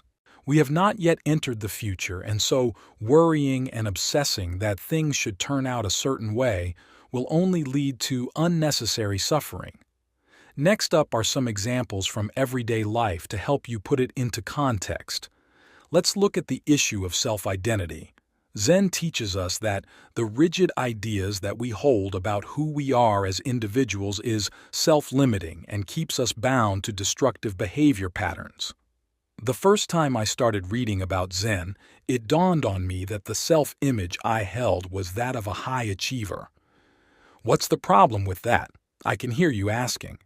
Well, if you know anything about what it means to be a high achiever, you will understand that it is a very difficult image to live up to and can wreak havoc on your mental health. When your life is spent being told by parents and teachers that you are intelligent and you are encouraged to keep on getting good grades, success becomes the main focus in your life. This starts from childhood, and you carry the same mentality into adulthood. An immense amount of pressure is placed on you, and you risk experiencing burnout and stress. You also become petrified of failure because you don't want to disappoint the people who are expecting you to succeed. You then begin working tirelessly every minute of the day to gain qualifications that you really don't care too much about. Each time you get a new qualification or accolade, does it give you permanent happiness? No, so what's the point? If you do end up failing at something, your self-image is totally destroyed because all you have heard your entire life is that you are going to be successful. For high achievers, failure is a sign that you no longer have control over your life, and no one wants to feel as if their life is out of control. Zen philosophy and self-discipline. So why will incorporating Zen principles into your life help you master self-discipline? First, you will accept that since there is no escape from suffering, You should prepare for it by working toward your goals. Second, you will have the ability to control your mind. Instead of wasting time and energy thinking about regrets and ruminating, you will focus on appreciating the present moment. Third, you will stop allowing fear to control you because fear is nothing but the result of thinking the worst about whatever situation you are in. If you learn how to stop focusing on negative possibilities, fear won't be able to dominate you. You will begin to think more clearly and you will be much calmer because you are no longer battling with your negative thoughts. Since Buddhism is all about living in the present, it only makes sense to question why you should even bother focusing on achieving your goals. However, the principles of Zen are not opposed to people becoming successful and accomplishing great things in life. Of course, you should plan for the future. Only a fool would fail to do so. The idea is that you shouldn't live in fear concerning your future. Buddha put together a spiritual framework known as the Eightfold Path, and in it he provides guidelines about right speech, right view, and right action. These guidelines are not only proactive, but they are also goals. The Eightfold Path makes it clear that the principles of Zen are not opposed to goal attainment. When you live in the present, you think about the small steps you can take to achieving your goals instead of focusing on the fact that you are so far from where you want to be. When you don't live in the present, it is easy to start feeling demotivated when you look at your current situation and start thinking about what you don't have. It makes the journey ahead seem so much longer. The question then becomes, how can you train yourself to start thinking like a Zen Buddha? How to master self-discipline the Shaolin way. Now that you have a better understanding of the main principles of Zen, it's time to look at the lifestyles and habits of some of the most disciplined people on the planet, Buddhist monks, the Shaolin. By analyzing the monks' everyday beliefs and routines, you will begin to understand how applying the principles outlined above can set the foundation for a life of self-discipline. So, who exactly are these people who have mastered self-discipline in such a profound way? One of the most well-known Zen Buddhist temples in the world is the Shaolin Monastery in China. History states that it was founded around 1500 years ago when a Buddhist teacher called Bughabhadra arrived in China from India.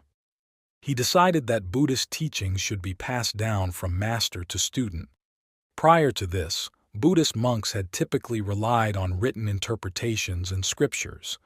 The Chinese emperor was very impressed with Bughabhadra's idea, and as a result, provided him with the finances to build the temple. Not only were the monks trained in spiritual matters, but they were also trained in martial arts, and to this day are known for their superior fighting skills. They are taught a series of special moves, including the Iron Head technique. Monks who have perfected this move are capable of breaking a slab of concrete with their forehead. The monks have become such experts that they often travel around the world to showcase their skills to large audiences. Despite several demolitions and attacks throughout history, monks still reside in the temple. The monks start their day at 5 a.m. and it ends at 11 p.m., and during this time, they participate in 3 main activities. Essential temple activities such as preparing food and cleaning, kung fu, and the study of Buddhism. All monks spend several hours throughout the day practicing grueling exercises, as well as undergoing intense spiritual and mental training. They are restricted from having outside interests and they own very few material possessions. When a monk joins the temple, they must shave their head to pledge allegiance to Buddha teachings and to demonstrate that they are willing to relinquish their attachment to material possessions. So, what is the Buddhist monk's secret to such a high level of self-discipline? Matthew Ahmet is a British-born monk who spent several years training at the temple. He discovered that the Shaolin have a very different attitude than Westerners. First, the monks live with the most basic facilities. They do not have access to running water and they wash their clothes by hand. This makes them extremely grateful for the small things in life. When you can appreciate the small things, it is good for your mental health. You start to feel that the world is a good place to be in and that it has an abundance of opportunities. This encourages you to achieve your goals. Second, the monks believe that wealth and material possessions will not make you happy. They do not envy those who live normal lives because during their training they learn that true happiness comes from finding your mission or passion. In their case, it's the physical and spiritual progress they make while they are at the temple. This lesson is simple, but it is extremely powerful. When you find a goal that aligns with your ambitions and values, your passion will be the vehicle that carries you. Even when the challenges of life begin to bombard you, and you start paying attention to how far you've got to go to achieve your goal, the fact that you have a purpose in life will keep pushing you onward. Third, they don't believe in pushing themselves to the point of injury or pain. In the past, the monks had to be physically fit and ready to defend themselves at all times in case there was an attack on the temple. They believed that a monk who was injured or ill because of too much mental or physical exertion would be incapable of defending the temple. The same attitude is held by the temple inhabitants today. Even though the monks spend many hours in physical training, they also take the time out to relax. They understand that you don't need to be busy to be productive. The monks are taught that to avoid burnout, you need to slow down. This is one of the reasons why they meditate. According to Amit, this is the most effective way of building psychological strength, reducing mind chatter, and learning how to balance downtime with hard work. The monks spend several hours per day meditating. Kung Fu practitioners believe that it's important to have control over your emotions so that you are not dominated by negative impulses. To be an efficient fighter, you must learn how to harness your essential life force. The word qi is how the Shaolin tradition describes this concept. In Chinese, the word qi means temper, air, and energy. Monks spend several years training in Kung Fu and Tai Chi. Tai Chi requires an extreme amount of balance and concentration to perform the moves. The original aim of Tai Chi was to teach fighters how to remain focused and aware in the moment in case they need to strike. Shaolin monks claim that their ability to remain so resilient and resistant in the face of injury is because of their mastery of Qi. Monks are capable of withstanding fatal blows to the abdomen and internal organs. This is achieved by redirecting their energy so that blows are repelled and they remain uninjured. As well as giving you the ability to quiet your mind and master your qi, meditation also helps you to get in touch with your inner person. When it comes to discovering your purpose and passion, meditation is the most important step. Shaolin monks do not experience the pain of not wanting to get out of bed in the morning. They wake up with energy and excitement because they know what they want to achieve in life. They are driven to mental, physical, and spiritual excellence because of this inner conviction. For Shaolin monks, meditation is a way of life. They don't view it as a practice or as a single experience. They aspire to operate at the highest level of concentration at all times and to live a life of continual mindfulness. If you have read the chapter about the Navy SEALs, you can see how much they have in common with Shaolin monks. They are exceptionally disciplined, and they are willing to give up short-term comforts for attaining long-term goals. Although the lifestyle of Shaolin monks is profoundly different from the average person, they do have one thing in common with productive people. They stick to a daily routine, such as those in Chapter 5. So, you've read a lot about meditation. In the next chapter, you are going to learn how you can start using this powerful spiritual practice to improve your self-discipline. In the last chapter, you read about how important meditation is for improving self-discipline. In this chapter, you will learn a few basic exercises that will help improve your meditation skills. Some people might not be interested in meditation because they assume it's a boring practice that involves you sitting cross-legged for hours at a time. Humming. This is a totally false assumption. First of all, You don't need to remain seated for hours to meditate. Second, meditation is a lifestyle and not a practice, and that is the attitude you should have about it. Before going into specific meditation techniques, let's take a look at how it's going to benefit you. The benefits of meditation. Meditation increases your ability to concentrate and focus on the task at hand. It also boosts your capacity to make rational decisions. It will improve your ability to delay instant gratification so that you can focus on what you want in the long term. The challenges of everyday life are not going to disappear, but you will develop the ability to handle them better. Meditation gives you the ability to respond to the most tragic circumstances of life with a rational and calm outlook. If you are still feeling skeptical about meditation, there is plenty of scientific evidence highlighting the benefits of the practice. The journal PNAS published a study stating it takes approximately 7 days to start experiencing results from meditation. The study involved getting 40 undergraduate students to participate in 20 minutes of meditation training for 5 days. During this time, they were given several psychological tests, and results found that they were less anxious, less stressed, and less tired than the control group. Think about how your productivity would improve if you had more control of your thoughts and you had more energy. Even when you are not motivated to do what needs to be done, the skills you learn through meditation will push you through. And this is what self-discipline is all about. Meditation techniques. Before you begin, read these instructions over a few times so you are familiar with them and won't need to keep breaking your concentration to go back to the book and find out what you need to do next. The just sitting technique. This seated meditation technique is referred to as zazen. Shaolin monks practice it often, and it involves you sitting comfortably. You can sit upright on a chair, sit with your legs crossed on the floor, or adopt the lotus position if you wish.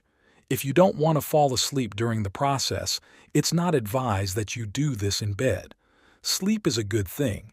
However, in order to reap the full benefits of meditation, you need to stay awake. Once you have found a comfortable position, keep your back straight, but make sure it isn't rigid. Don't clamp your mouth shut, but keep it closed. Keep your eyes open, but don't stare. Your gaze should remain soft and focused on the floor around 2 feet in front of you. Once you are in the correct physical position, the next step is to focus on the mind. There are 2 different techniques. You can try them both and see which one suits you the best. Start by paying attention to your breathing.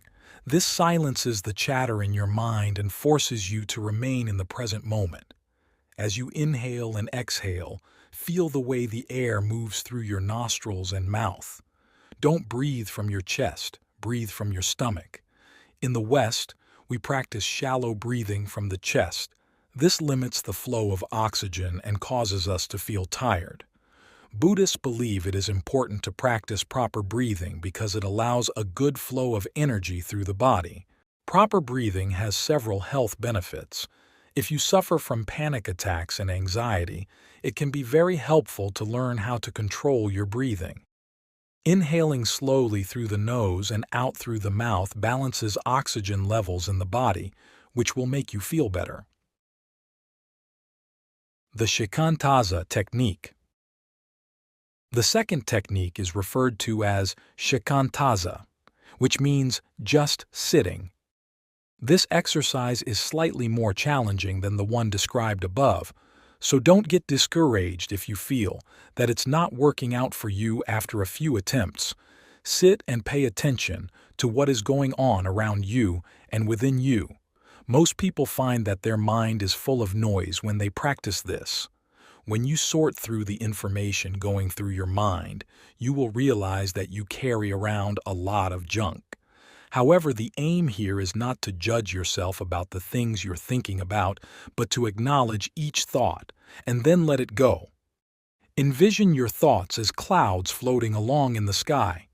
You can't get them to disappear, but you can watch them as they pass you by instead of focusing on what they mean. Once you learn how to do this, your negative thoughts won't have such a bad effect on you, and you will be able to let them go and redirect your energy toward things that are more productive.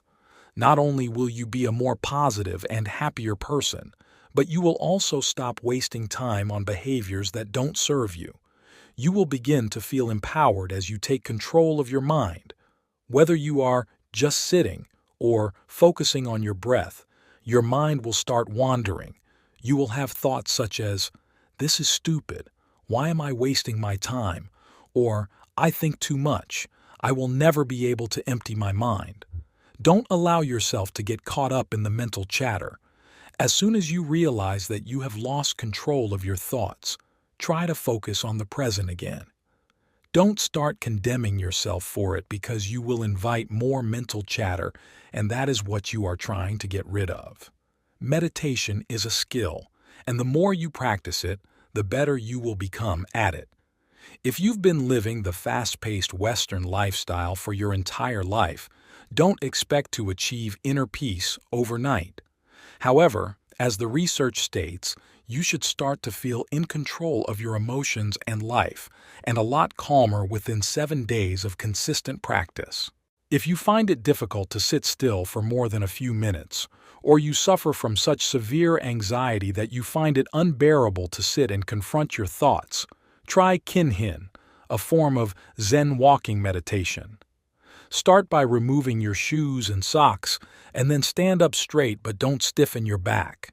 Stand firm without rocking back and forth on your feet. Your weight should be evenly distributed, and you should feel grounded. Draw your thumb toward your palm and then wrap your fingers around your thumb. Lightly place your hand against your stomach just above your belly button. Position your right hand over the top of your left hand. Gaze at the floor about 6 feet in front of you. Your gaze should be concentrated but soft. Take 1 step forward with your right foot. Each time you breathe in and out, take 1 step forward. As you walk, aim for slow, controlled movements in a clockwise direction. It will take an incredible amount of self-discipline to keep an even pace. This is an excellent way of developing self-control. Every time you complete the meditation, you prove to yourself that you have the ability to master your movements. This translates into a more proactive, stronger mental attitude that will benefit every area of your life. When developing good habits, the aim is to start small and then scale up. Therefore, it is advised that you start with 10 minutes a day, 5 minutes in the morning and 5 minutes in the evening. From now on, make meditation a non-negotiable part of your life. Don't try to meditate, just do it. The word try is a recipe for disaster. In the next chapter, I will tell you why. One of the most helpful things you can do right now on your journey to improve self-discipline is to remove the word try from your vocabulary. This minor change will transform the way you see yourself and boost your self-esteem. The way you think is not the only thing that shapes your life. Your words have power whether you say them out loud or in your head. They influence the way you see yourself and how far you succeed. In this chapter, you will learn how the word try can hold you back from achieving your dreams and put a limit on your self-discipline. Stop trying your best. As children, we are encouraged to try our best. Well-meaning teachers and parents tell children that as long as they try their best, the end result doesn't matter.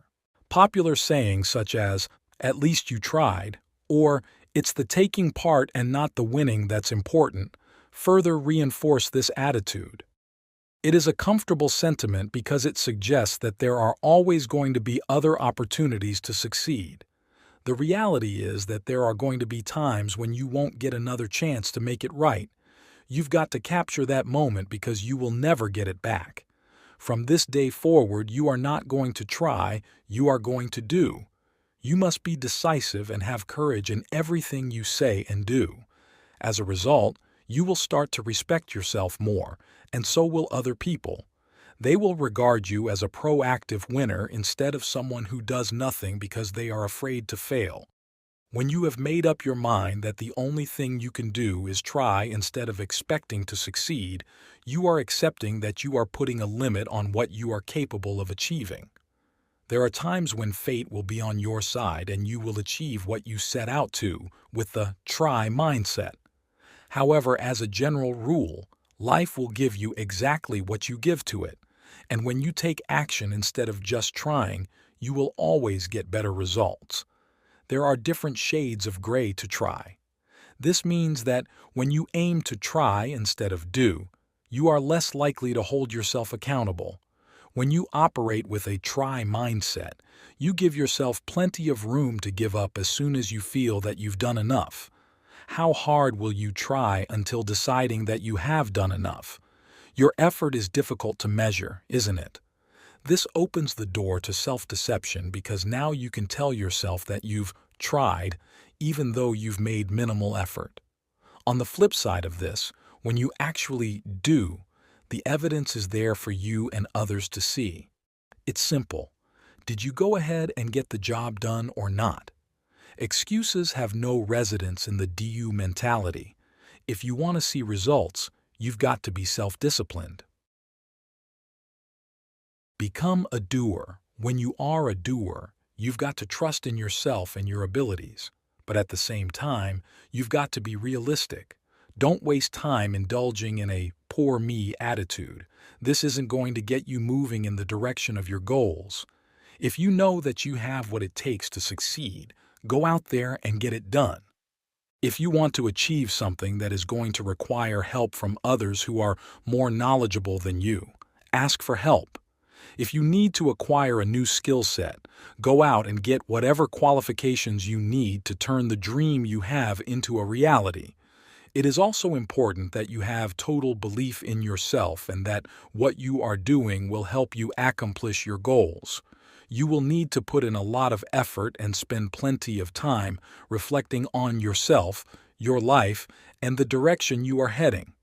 However, by this point, you will have accepted that the only way to achieve anything of value is through hard work and dedication.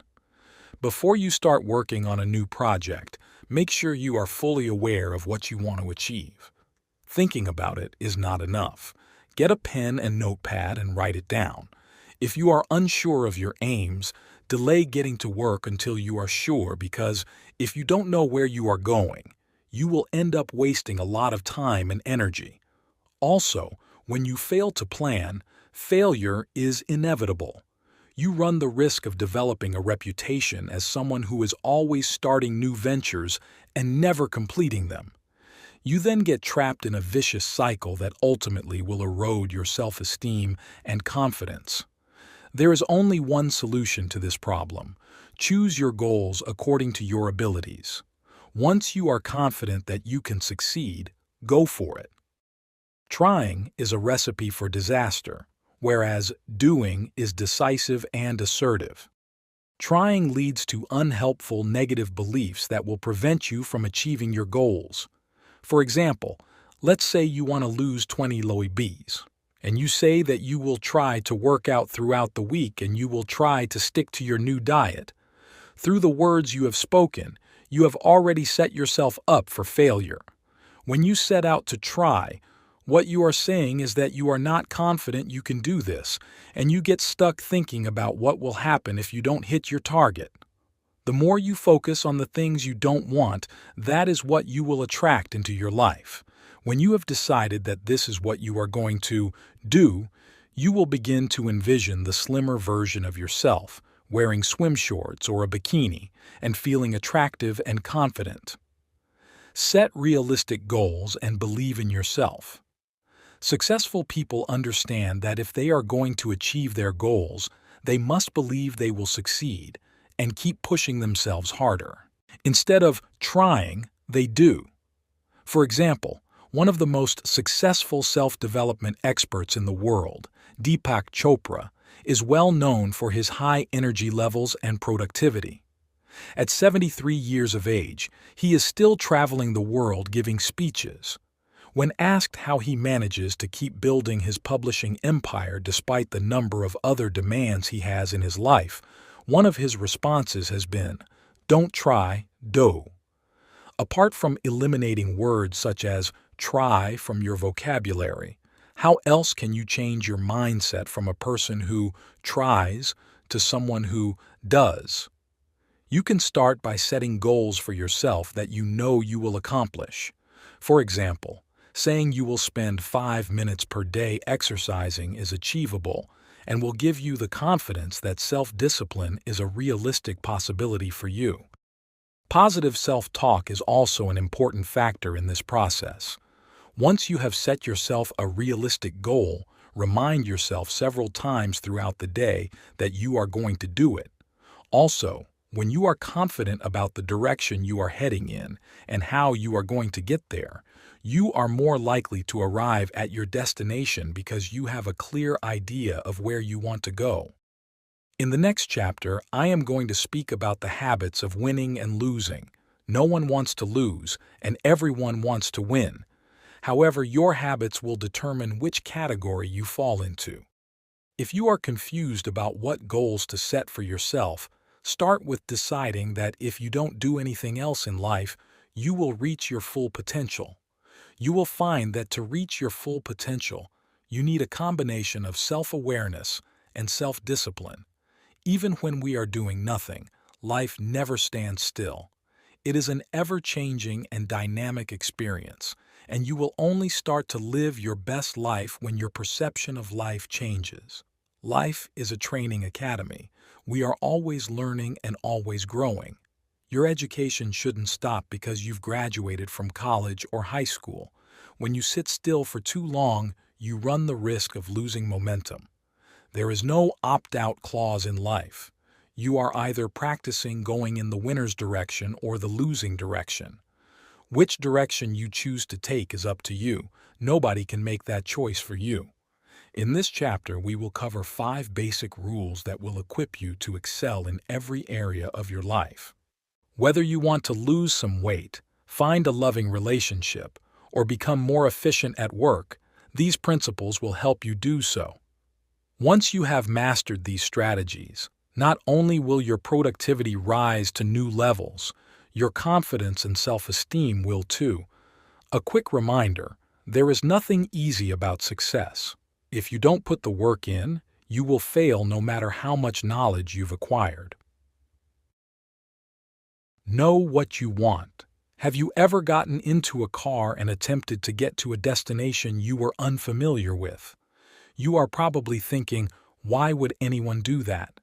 You are correct. In this day and age, with all the technology we have access to, all it takes is for you to type the zip code into your mobile device and it will direct you there. Knowing where you are going is crucial to your success.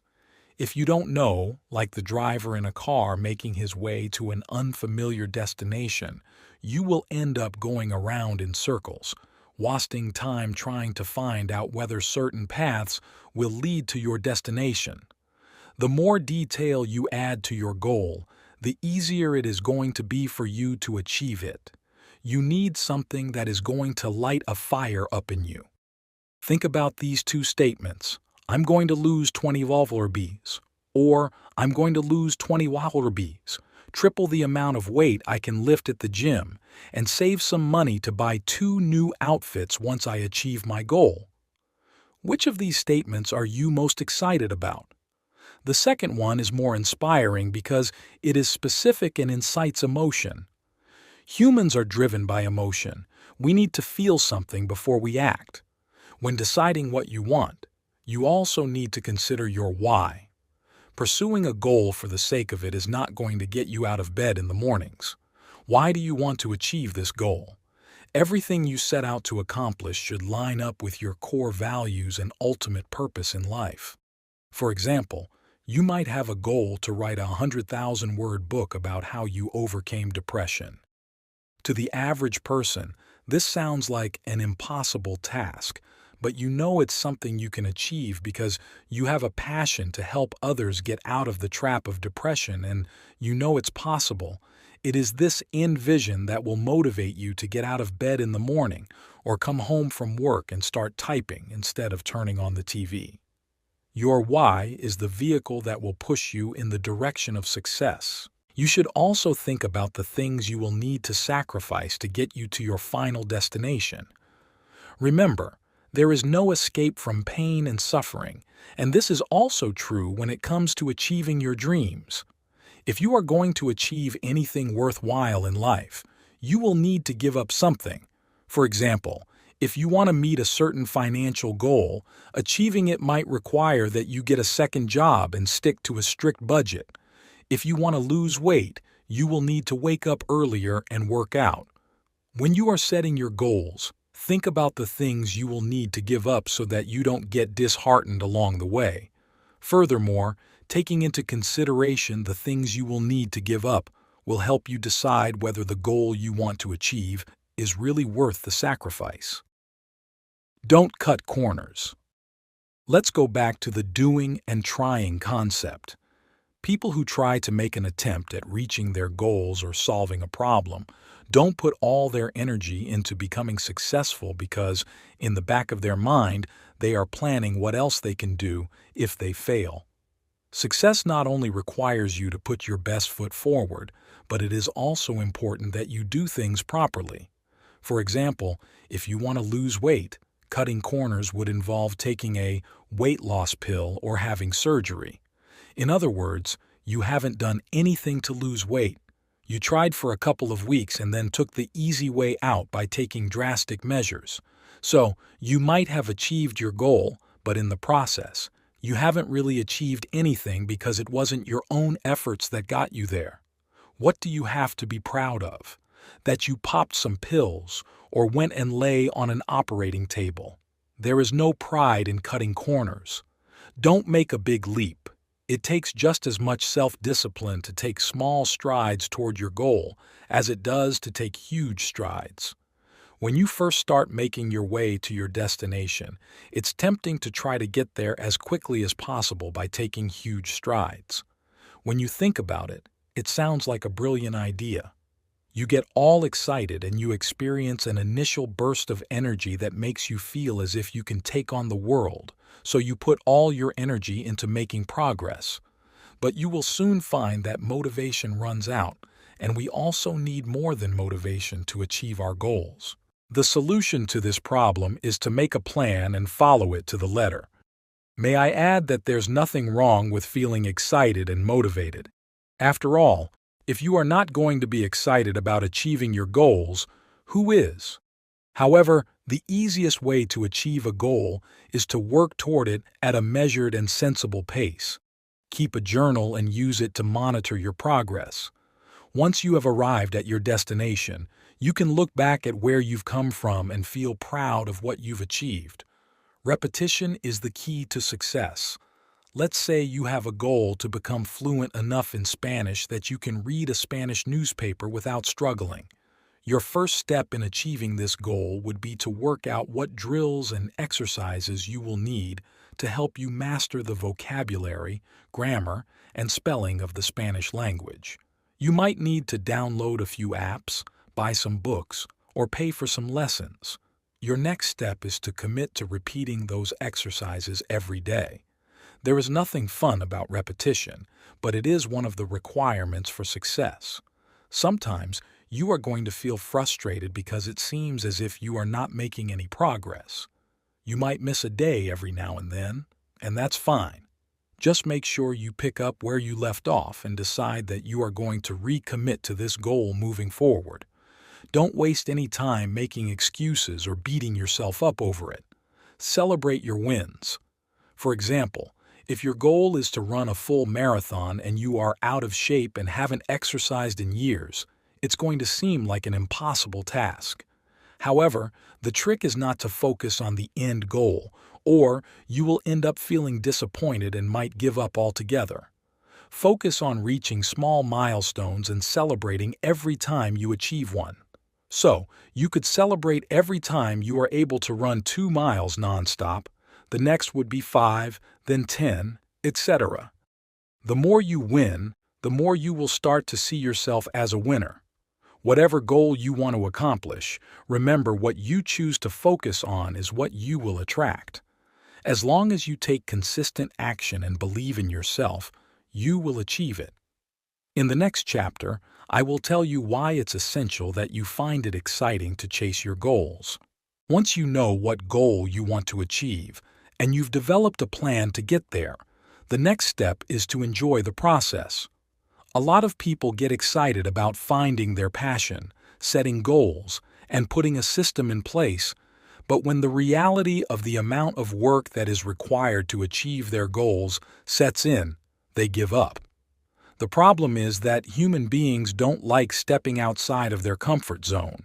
In fact, the body is designed to operate in this way. Unless you were raised in a family where success was mandatory and you were trained from childhood to develop good habits, you will find the process of goal setting very difficult. If you study the most successful athletes in the world, you will discover that the majority of them have been training since childhood. For example, before anyone knew who the Williams sisters were, their father started training them to become professional tennis players at the age of 3. We saw Venus win her first professional match at the age of 14. That's 11 years in training. Cristiano Ronaldo is regarded as one of the world's greatest soccer players. He started training at the age of 11. Tiger Woods has been learning to play golf since the age of 6. The point I am trying to make is that excellence is not birthed overnight. You are not going to write out your goals and achieve them tomorrow. It's going to take some serious hard work on your part. If you are going to make the transition from setting goals to achieving them, it's essential that you learn to enjoy the process, no matter how difficult it is. Why? Because if you attempt to rely on determination and motivation to get you through, you will give up before you've even started building momentum. In this chapter, I will teach you how to change the way you think about hard work and start enjoying the process of success. The power of association. There are limitations to motivation. You feel empowered when you focus on your goals, but the daily grind of getting you there will completely drain your energy unless you learn to enjoy the work involved. The good news is that with some basic knowledge of psychology, you can start getting just as excited about the journey as you are about the destination. Have you ever trained an animal? If so, you will have some knowledge about the power of association. Psychologist Ivan Pavlov demonstrated this in the 1890s with a study he conducted on the way dogs salivated when they were fed. After some time, he noticed that the dogs would salivate when they heard the footsteps of Pavlov's assistant or when he walked into the room, even if he wasn't carrying any food. Pavlov concluded that the dogs associated mealtime with the sound of footsteps, which triggered an automatic salivation response. He investigated this further and introduced a bell to feeding time. Pavlov began to ring a bell just before mealtime, and within a few days, the dogs had formed an association with the sound of the bell ringing and mealtime. They would salivate at the sound of a bell even if there was no food. What relationship does Pavlov's experiment have with 21st century humans? It demonstrates that instead of having to force certain responses, we can make the process a lot easier by using the power of conditioning. If you can pair an unpleasant or difficult task with positive feelings, over time, you will start to enjoy the task because a positive association of action and feeling has been formed in your mind. What I am saying is that it is possible to feel happy at the thought of hard work. It might sound too good to be true, but to make it even better, the process is relatively simple and easy to accomplish. Your only job is to think about how you can trigger feelings of calm and pleasure before, during, and after you have completed a task. May I stress that even though this is a simple process, the only reason people fail is because they are not consistent. Conditioning doesn't happen overnight, and if you are not willing to put the work in over the short term, you will not reap the long-term benefits. Let's take a look at how this can work for you on a personal level. Let's say you want to launch your own company, but you need to put a business plan together to apply for a bank loan.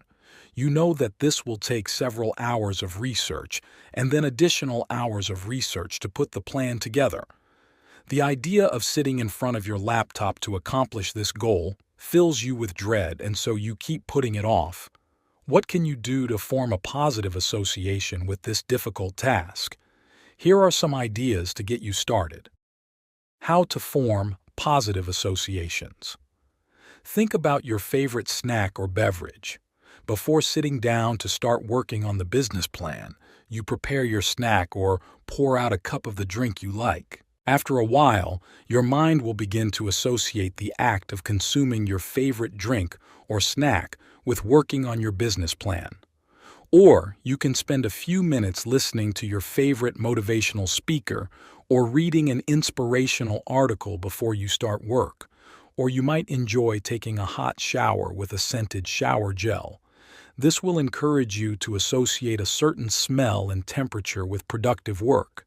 While working, play some light music in the background to keep you motivated. People generally find that music with lyrics is too distracting, but go on YouTube and type in productivity music, and you will find a selection of playlists that will help keep you focused while working. After a while, you will begin to associate this music with productivity, and a self-reinforcing cycle will set in. After each session, give yourself a reward to congratulate yourself for getting through the process. For example, you can watch an episode of your favorite TV series, or you can read a few chapters of the fiction novel you've been so excited about. There is a lot more to creating a system of rewards than giving yourself a pat on the back. What you are doing is training your brain to create a link between hard work and positive emotions. If you are consistent with this routine, you will eventually get to the point where the process will become so automatic that you won't need the reward. You will have developed such a strong association with the reward that your hard work will be its own payoff. Here is another example. Maybe you want to start going to the gym more often because you want to lose some weight. You could create a playlist of your favorite songs and listen to them while working out. This will give you an incentive to go to the gym, and as the association with your favorite music and going to the gym intensifies, the idea of working out will become more exciting to you. You will begin to find the mere thought of going to the gym pleasurable, so that even if you forget your playlist, you will still enjoy the experience. Repetition is the key to success. When you repeat an action over and over again, you will stop wasting your time and energy debating whether you should or shouldn't participate in the action required to achieve your goal. It will become as natural as brushing your teeth, and you will just do it. Another powerful technique that can assist you in learning to love the process of goal attainment is to associate your success with your identity. What do I mean by this? Think about the type of person you will become once you have achieved your goal in comparison to the person you are now. At present, you might feel a little bit insecure because you are not where you want to be in life. Maybe you are overweight, or you are not earning the money you would have hoped to be earning at this age. Thinking of yourself as a person who is making a transition from the person you are now to the person you aspire to become will encourage you to keep pushing as you work hard to achieve your goal. With every milestone you achieve, your new identity will become more realistic as each day passes. If your goal is to run a full marathon, don't see yourself as someone who is working toward achieving this goal, but see yourself as someone who is health conscious, full of energy, and for whom exercise is a part of life. Remember, your thoughts are powerful. The more time you spend thinking about something, the more you will attract it into your life. How do you want to feel about yourself? Would it encourage you to know that the only thing standing in the way of you and the person you want to become is consistent action? A clever way to think about the process of hard work required for progress toward your goals is to feel grateful for having the opportunity to improve your life. So many people are caught up in the stresses of life that they have no time to sit down to even think about the better life they want to live, let alone start taking the required steps to achieve that dream life. just before you start working on a project, or you are about to start that workout session. Take a few minutes to think about how grateful and excited you are to have this amazing opportunity to change your life. You can also implement a gold star reward. There is a reason why they did this in school. Do you remember how excited you got after handing in an assignment and getting it back with a gold star and a "well done" at the end of the project? Not only were you proud of yourself, but it also encouraged you to put your best efforts forward so you would get another gold star you could run home and tell mommy about. Sticking gold stars on a calendar for each day that you went to the gym might sound like something you would do only in elementary school. But seeing those gold stars will fill you with a sense of achievement and empower you to keep moving toward your end goal. If you are going to implement this strategy, hang the calendar up at a location where you will see it every day, so that every time you look at it and you are reminded of your achievements so far, you are encouraged to keep going, even if you still have a long way to go.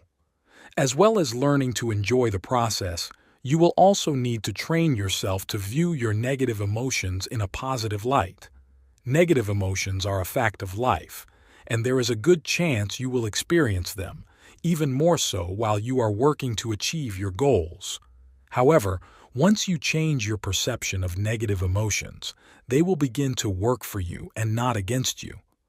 I will discuss this process in the next chapter. No matter how positive you are or how close you are to achieving your destiny, feelings of sadness, despair, anger, and frustration will engulf you at some point. To be human means to experience a full spectrum of emotions, and that includes the good and the bad. It is natural to want to protect ourselves from anything negative, and so when we are not feeling our best, we will attempt to shut out those feelings as quickly as possible. In this chapter, I am going to share with you the reality that not only is it healthy to embrace your negative emotions, but when it comes to operating in your purpose and becoming more disciplined, they are extremely beneficial. As long as you have learned to accept the fact that you will never escape suffering in this lifetime, you are ready to benefit from unpleasant emotions. Negative emotions such as despair and sadness are an indication that something is not quite right, and it needs to change. Don't think of your negative emotions as an inconvenience that needs to be removed from your life. Instead, view them as helpful signposts leading you in the direction of positive change.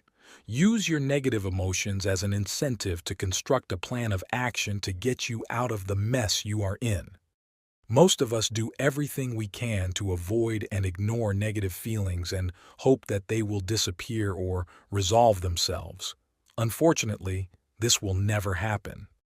Let's take a look at some of the most common negative emotions and how we can channel them in the right direction. How to use anger and rage to your advantage. Many of us find it difficult to deal with feelings of anger and rage.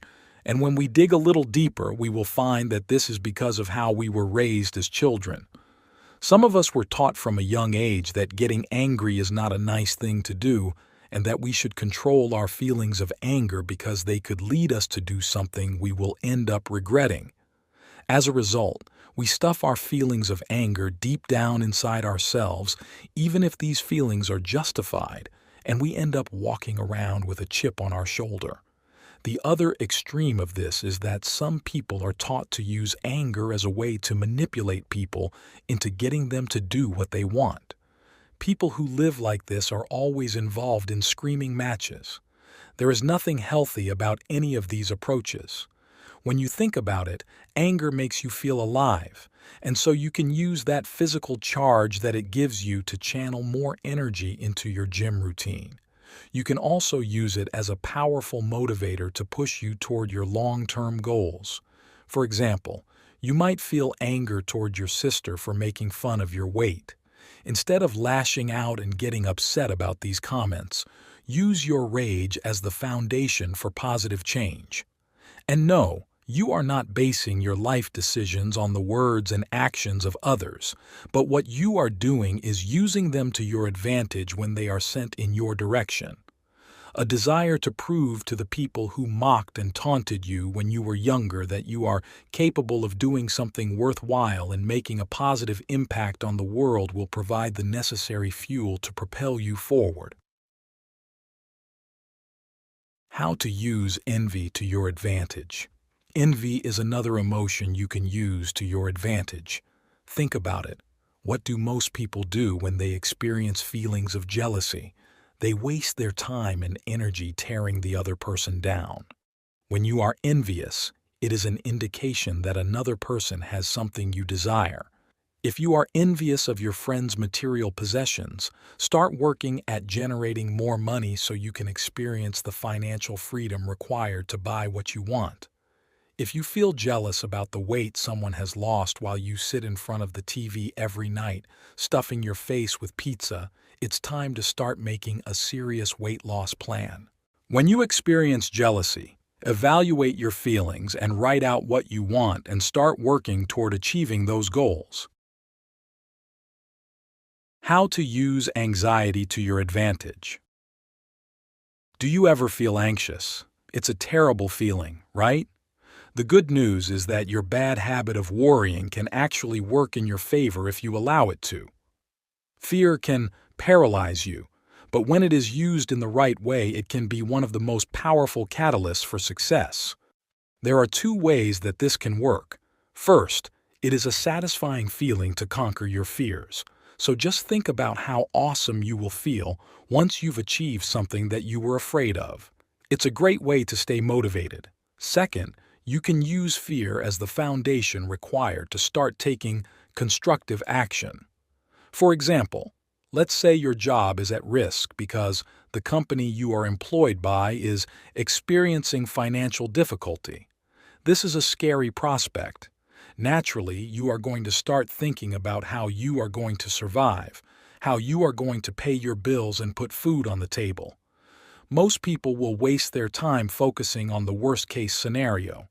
They will spend so much energy thinking about all the bad things that could happen, that when they do finally lose their job, they are forced to take action.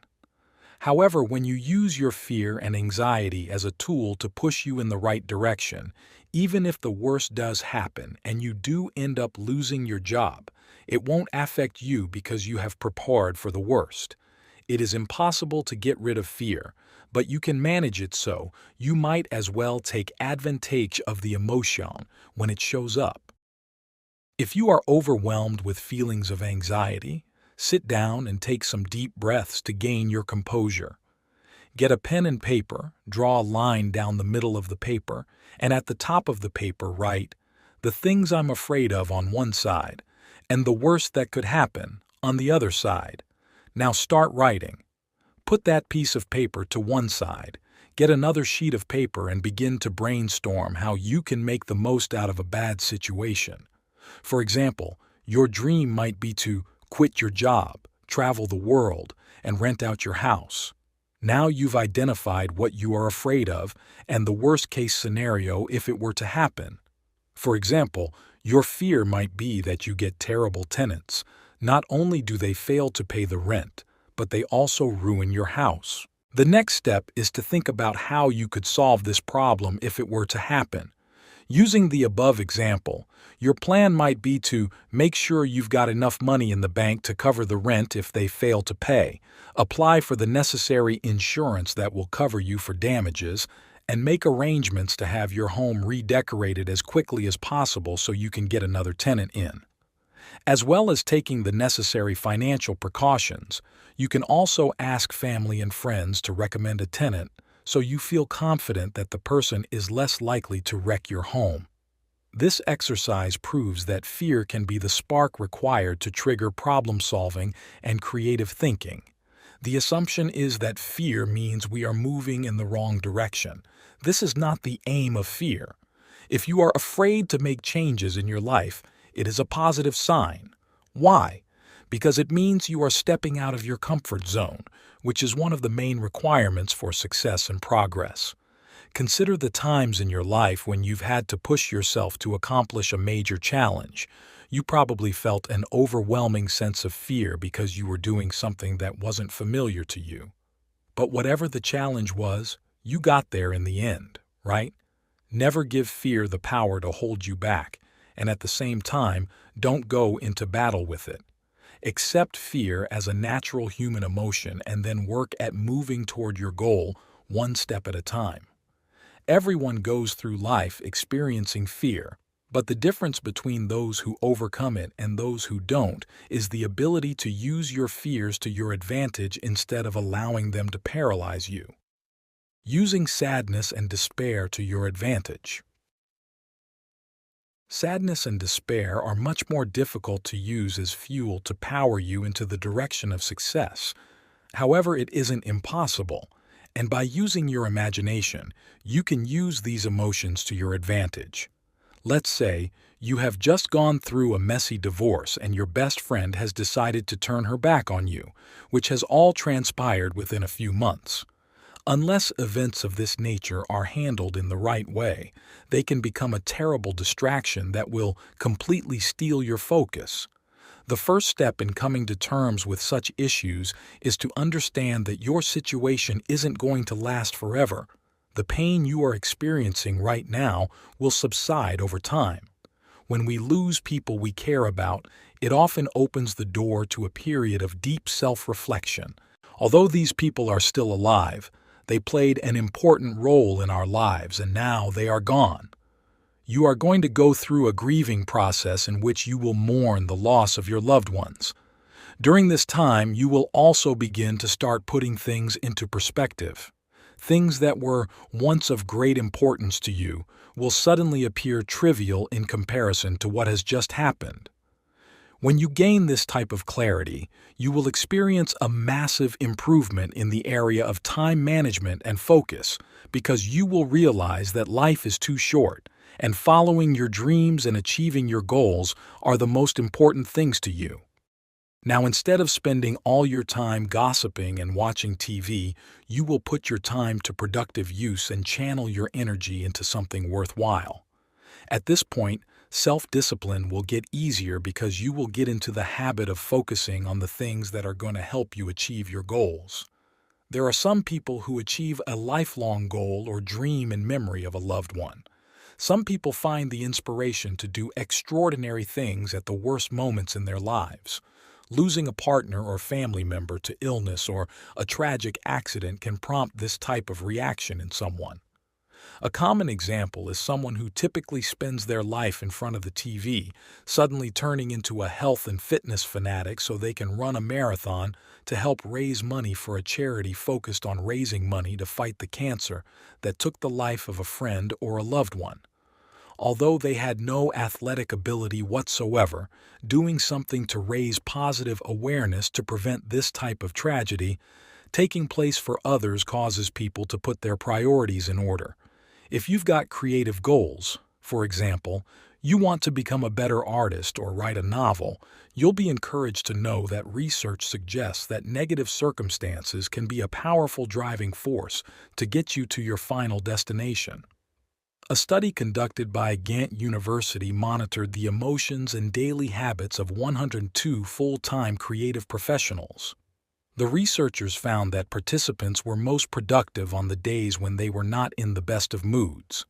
Therefore, the evidence suggests that negative energy can be transformed into creative output.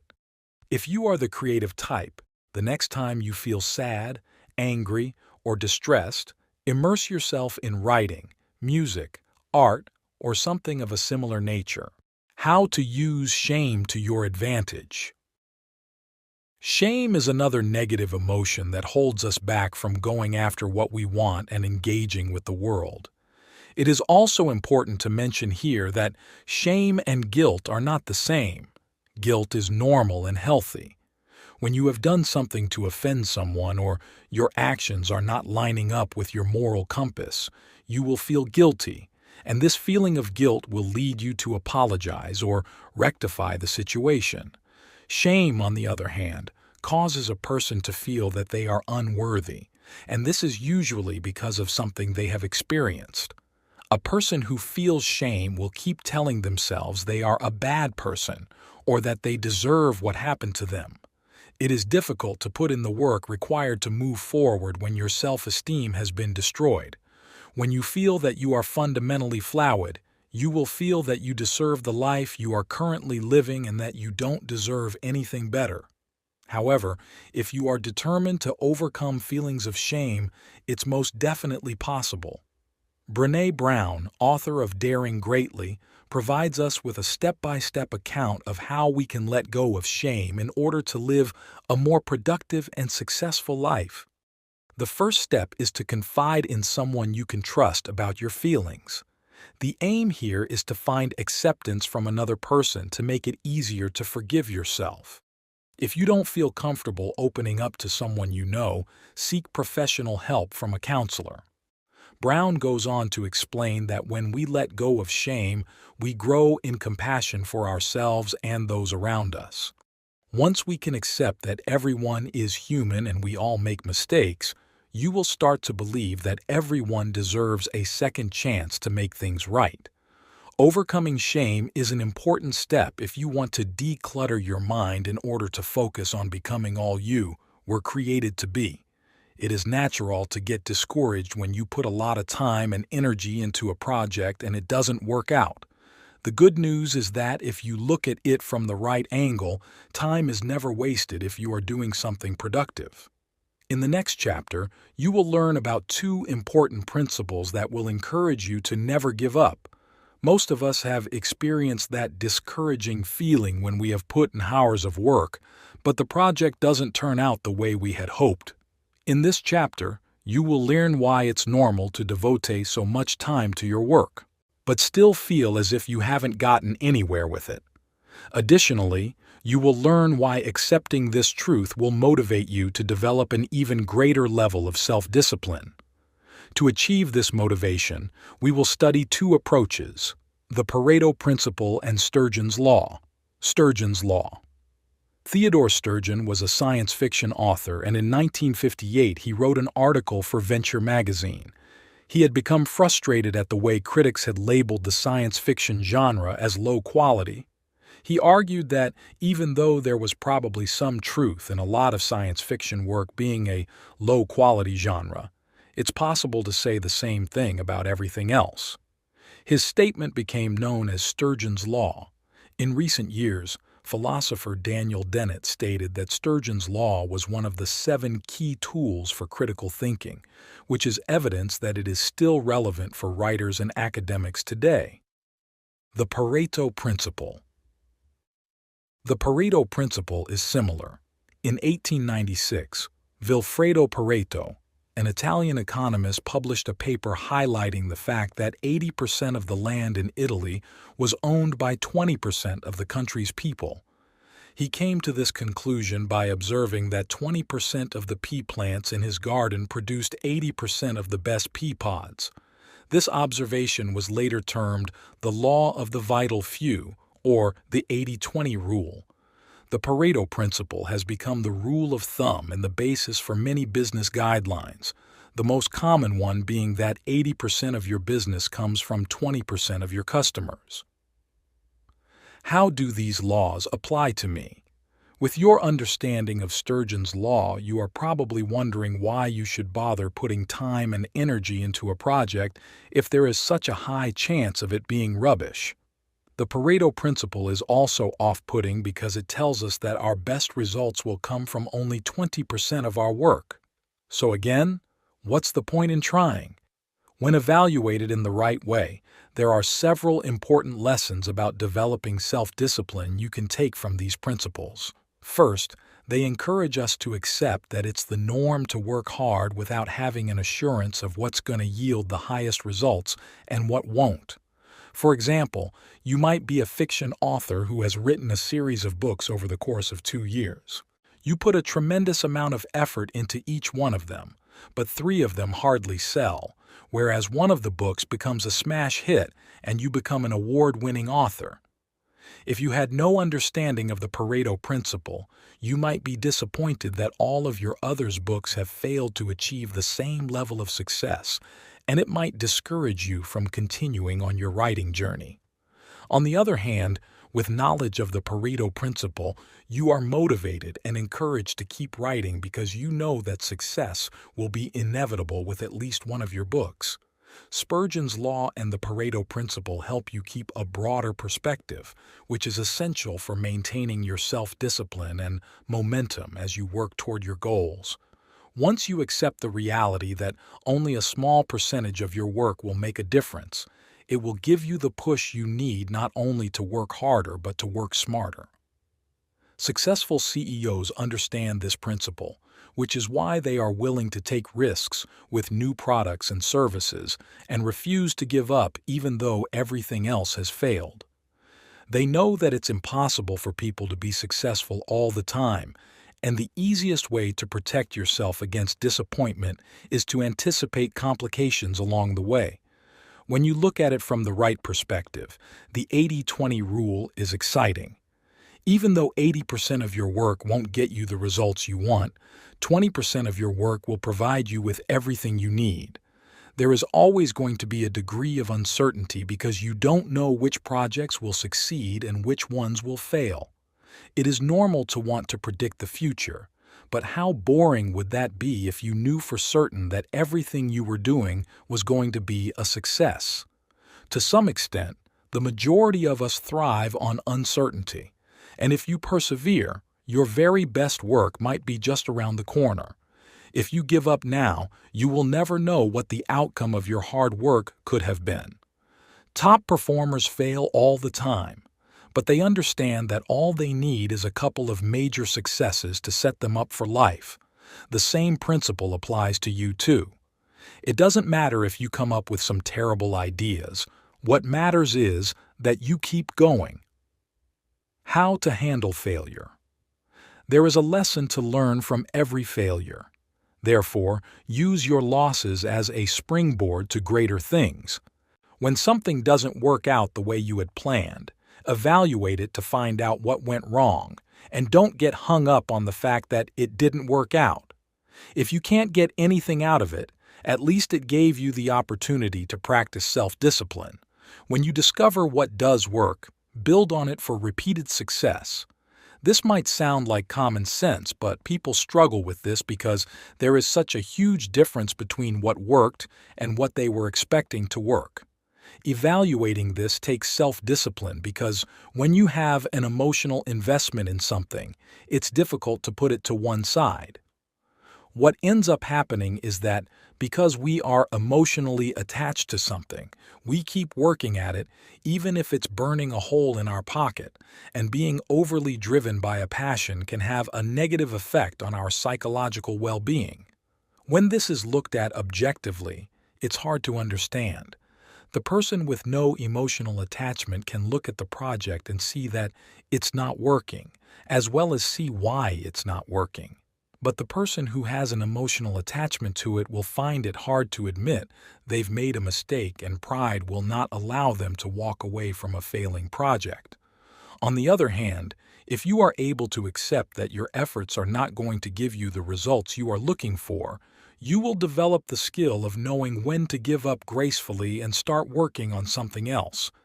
Essentially, what you are doing is using wisdom to determine when it's time to sacrifice a fantasy and build on what's working for you. When you train yourself to focus on what's happening in the present as opposed to the things that could have been and might have been in the past, you will ultimately become a lot more productive. Being self-disciplined and determined is important if you are going to achieve your goals. However, what you don't want to happen is that you become so engrossed in what you are doing that you exhaust yourself. In the next chapter, I will discuss how you can avoid this pitfall. So far, you've spent 16 chapters reading about how to build self-discipline and remain focused when you encounter circumstances and obstacles that deplete your willpower. But it is also important to understand that when you push yourself too far, you can do yourself some serious damage. In this chapter, I am going to talk about burnout and how you can avoid it. You will learn about the symptoms, how to recover, and why some people end up physically and emotionally destroyed because of the immense amount of pressure they place on themselves. Although it is possible to bounce back from stress and burnout, prevention is better than cure. What is burnout? Stress is a normal part of life. Whether you experience it daily, weekly, or once a year, you will experience it at some point. When your circumstances become overwhelming, it becomes difficult to think straight or do anything productive. The inability to function due to stress is referred to as brain freeze, and it typically lasts for a few minutes or sometimes a few hours. Stepping back from the problem or taking a break from work is usually all we need to get us back on track. It decreases anxiety levels and helps us regain self-control. However, when a person has completely burnt out, recovery is extremely difficult because she is no longer able to cope either mentally or physically with the demands of life. Burnout can reach a level where the person requires psychiatric assistance. Burnout is a physical and mental state that causes low mood, exhaustion, the inability to make decisions, and hopelessness. Anyone can suffer burnout, whether you are a CEO of a large corporation, a single mother, or a part-time employee. It all depends on how much pressure you place on yourself, your personality, and your coping skills. People who suffer from burnout will often blame themselves for their inability to cope. They will compare themselves to their peers, experiencing the same conditions as they are, who are coping fine, and then jump to the conclusion that there is something fundamentally wrong with them. High achievers often suffer from burnout because they thrive off of demanding roles and will push themselves to the limit without taking the time out to rest and relax. This works for the short term, but it isn't a viable strategy over the long term. For example, if you are at the final stages of closing a large business deal, you will probably need to put in a few late nights to make sure that everything is in order. However, this only becomes a problem when work-life imbalance becomes the norm. As you are improving your self-discipline, it is important that you take the necessary precautions not to stretch yourself too far. The good news about burnout is that it doesn't just creep up on you. Nobody feels fine one day and then burnt out the next. Therefore, as long as you pay attention to how you are feeling, you can prevent it. As strange as this may sound, it's important that you put a cap on your self-discipline. You can achieve this by learning how to say no to projects and tasks that leave you drained and stick to a healthy routine at the same time. It is imperative that you get at least 7 hours of sleep per night, drink plenty of water throughout the day, and eat a balanced diet. This might sound like too much effort or that you are wasting time on things that are not going to help you reach your end goal. However, it is important to remember that if you don't take the time out to keep yourself healthy, you won't have the mental capacity to perform at a high level and make wise decisions. Remember, when you are tired, your willpower is depleted. Therefore, getting enough sleep and eating nutritious meals that will provide you with a good source of energy will increase your chances of success. Take the time out to relax. If you overwhelm yourself with difficult decisions and endless tasks, it is inevitable that you will reach burnout. There is more to taking time out to relax than just enjoying yourself. It will allow you to recharge your batteries so you can perform at the highest level. Even members of the special forces and Shaolin monks aren't expected to work or train 7 days a week. They understand that too much physical and mental pressure can have a negative effect on their ability to exercise self-control. When you take time out to relax, make sure you do so properly, which means letting go of all thoughts about work. Don't keep checking your phone to see if a client has responded to any of your messages. Relaxation is about giving yourself a break from the stress and pressures of the outside world. In general, it isn't the workload that drives people to burnout. It's the thought process that accompanies the workload. Everything boils down to choice and how you choose to view your experiences. If you don't enjoy your work and see it as a burden, eventually, you will start feeling the pressure. Alternatively, you can adopt the attitude that, although the task you are working on is demanding and will require that you put a lot of effort into it, in the long run, you will reap the benefits. It is also important to apply self-discipline to your workload, which will help reduce stress levels and highlight any potential problems before they start. Avoid trivial distractions and procrastination, or your workload will pile up. Backlogs will force you to do an excessive amount of work in a short time frame, which can cause burnout. This is a form of self-induced stress, and you can avoid it by being proactive. Most people are motivated and excited at the start of a project, which is good, but you should also bear in mind that things might not always work out as planned, which is why you need a framework to work from. The importance of scheduling. At the beginning of any project, take time out to work out a schedule. In this way, you can come up with a realistic estimate of how much time you will need to put into the project. If you are not sure, ask someone who has more knowledge or experience than you do for advice. If you are still uncertain, assume that the project will take approximately 1.5 times longer than you had expected. If you finish early, you can take the extra time you have available to relax or get a head start on the next project. If you do need the extra time, you haven't lost out on anything because you anticipated it from the beginning. Personally, I find scheduling helpful when it comes to putting presentations together and writing up reports. Over time, I have found that keeping spreadsheets of tasks and documenting the time it takes to complete each one has been very helpful, especially when it comes to my weekly planning. Although scheduling seems like a common-sense strategy for handling your workload, you would be surprised at how very few people implement this approach. One of the main reasons for not doing so is fear. Scheduling requires you to look closely at a project, and it highlights the fact that there is going to be a lot of work involved. There are also going to be challenges, and you've got to take into consideration the fact that things might not work out the way you had originally planned. The only way to get around this is to acknowledge your fears and take action regardless. There will never come a time when you will wake up and feel confident about a difficult assignment. In fact, until you start working on the project, your anxiety levels will increase. The earlier you get into the habit of doing this, the less stressed you will become in the long run.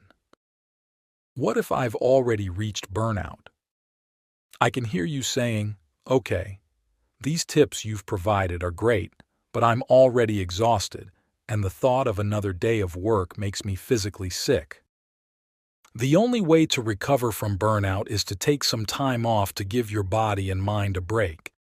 If you had broken your arm or were suffering from bronchitis, you would need to take time off to recover. The same applies to burnout. You might need 1 week or 2 of rest. Just make sure you go back to work when you are fully recovered, not when you think you have to. If you are employed, let your employer know. If you are self-employed, let your clients know. Fortunately, work-life balance is important to employers, so in most cases, you will get the sympathy and understanding that you deserve. During the recovery process, spend time reflecting on what you can learn from the experience. Remember, experiencing burnout doesn't mean that you can't cope with your job or you are a failure. However, it is a clear indication that you need to change the way you approach your work. When you are willing to evaluate what has gone wrong and what you could have done differently, it will provide a strong foundation for you to make constructive changes. Think back to the time when you began to show signs of burnout and write out a list of the strategies you could implement to prevent it from happening again. For example, was your burnout triggered when your work colleague went on vacation and you agreed to take over his workload? This would have been the perfect opportunity to use the power of no and inform your colleague that you've got too much to do already and won't be able to take on any more projects. Striking the right balance between safeguarding your mental health and pushing yourself to the limit is a skill, and it will take a while before you perfect it. Congratulations, you have read the entire book. You are not average, neither are you ordinary. You are an extraordinary person. How can I say this with such confidence? Because you have achieved something that most people never accomplish. You have read a book from start to finish. You have taken the initiative to learn about the habits required to improve your level of self-discipline. If you felt that you didn't have any discipline before you started reading this book, you can celebrate the fact that there has been a definite improvement because it takes persistence, determination, and discipline to see something through to the end. You might be thinking, well, I only read a book, but I would like to remind you that it's one positive step in the right direction. Remember, willpower is like a muscle, and the more you use it, the stronger it will become. You are not going to develop the discipline of Bill Gates overnight. It's going to take some time, but you've got to start somewhere. Now that you've read the book, it's time to take action. Take some time out, reassess your life, and decide how you're going to start this journey. Don't make life difficult and give yourself an unrealistic target. Start with adopting one habit for 5 minutes each day or waking up half an hour earlier than you are used to. Your life is a reflection of the decisions you have made, and if you want a better future, it's essential that you start making better decisions. It is possible for you to have the life you desire, but it starts with taking responsibility for the state of your life at this present moment. Whether it's your finances, lifestyle, relationships, or your mindset, it is up to you to make the required changes to improve. The following quote fully embodies the point I am making. You must take personal responsibility. You cannot change the circumstances, the seasons, or the wind, but you can change yourself. Jim Rohn. Self-discipline is a lifestyle. It's not something you put to use when you want to achieve a goal. Self-discipline should be embedded in your character. We look at the rich and famous and envy their lives, but it took many years of making private sacrifices to get where they are today. Your character behind closed doors is more important than the character that people see in public. Author, speaker, and pastor John Maxwell held a lecture at a university, and one of the students asked the following question. John, your leadership principles sound life-changing. The problem is that I don't know anyone who will allow me to lead them. What can I do about this? Maxwell responded, this is a very good question. You can start by leading yourself. Before you can help anyone, you must first help yourself. You picked up this book with the knowledge that you were in the wrong place and needed help. It might not feel that way, but you are in a good place. If you feel that your goals are unattainable, you're in a good place, because that's how every successful person felt at the beginning of their journey. What they wanted to achieve looked impossible, but they took action every day to get where they are now. As you continue repeating good habits, they will become like second nature and you will start operating optimally on autopilot. Self-discipline is the key to success. You might have all the knowledge, talent, or skill in the world, but because of a lack of discipline, you will never make it. I believe there are better basketball players than Michael Jordan, better singers than the late Whitney Houston, and people with better business ideas than Elon Musk. But the world will never know them because they have no self-discipline. Finally, I would like to remind you that there is a lot more to your self-discipline journey than you think. Whatever you want to achieve in life is going to have an impact on others, and if you fail to arrive at your place of purpose, the people who you would have had an effect on will never know that it's possible to achieve their dreams. One of the reasons why I write books is because I read many books by people who motivated me to get where I am today. I went to seminars and listened to motivational speakers to equip me with the knowledge I needed to get to my next level. If the people who gave me access to the information I required to achieve my dreams had given up because of a lack of discipline, there is a possibility that I wouldn't be where I am today, which means I wouldn't be writing this book and providing you with the knowledge you need to improve your self-discipline in order to succeed. You will never know what you are capable of until you start taking action and doing proactive, constructive things.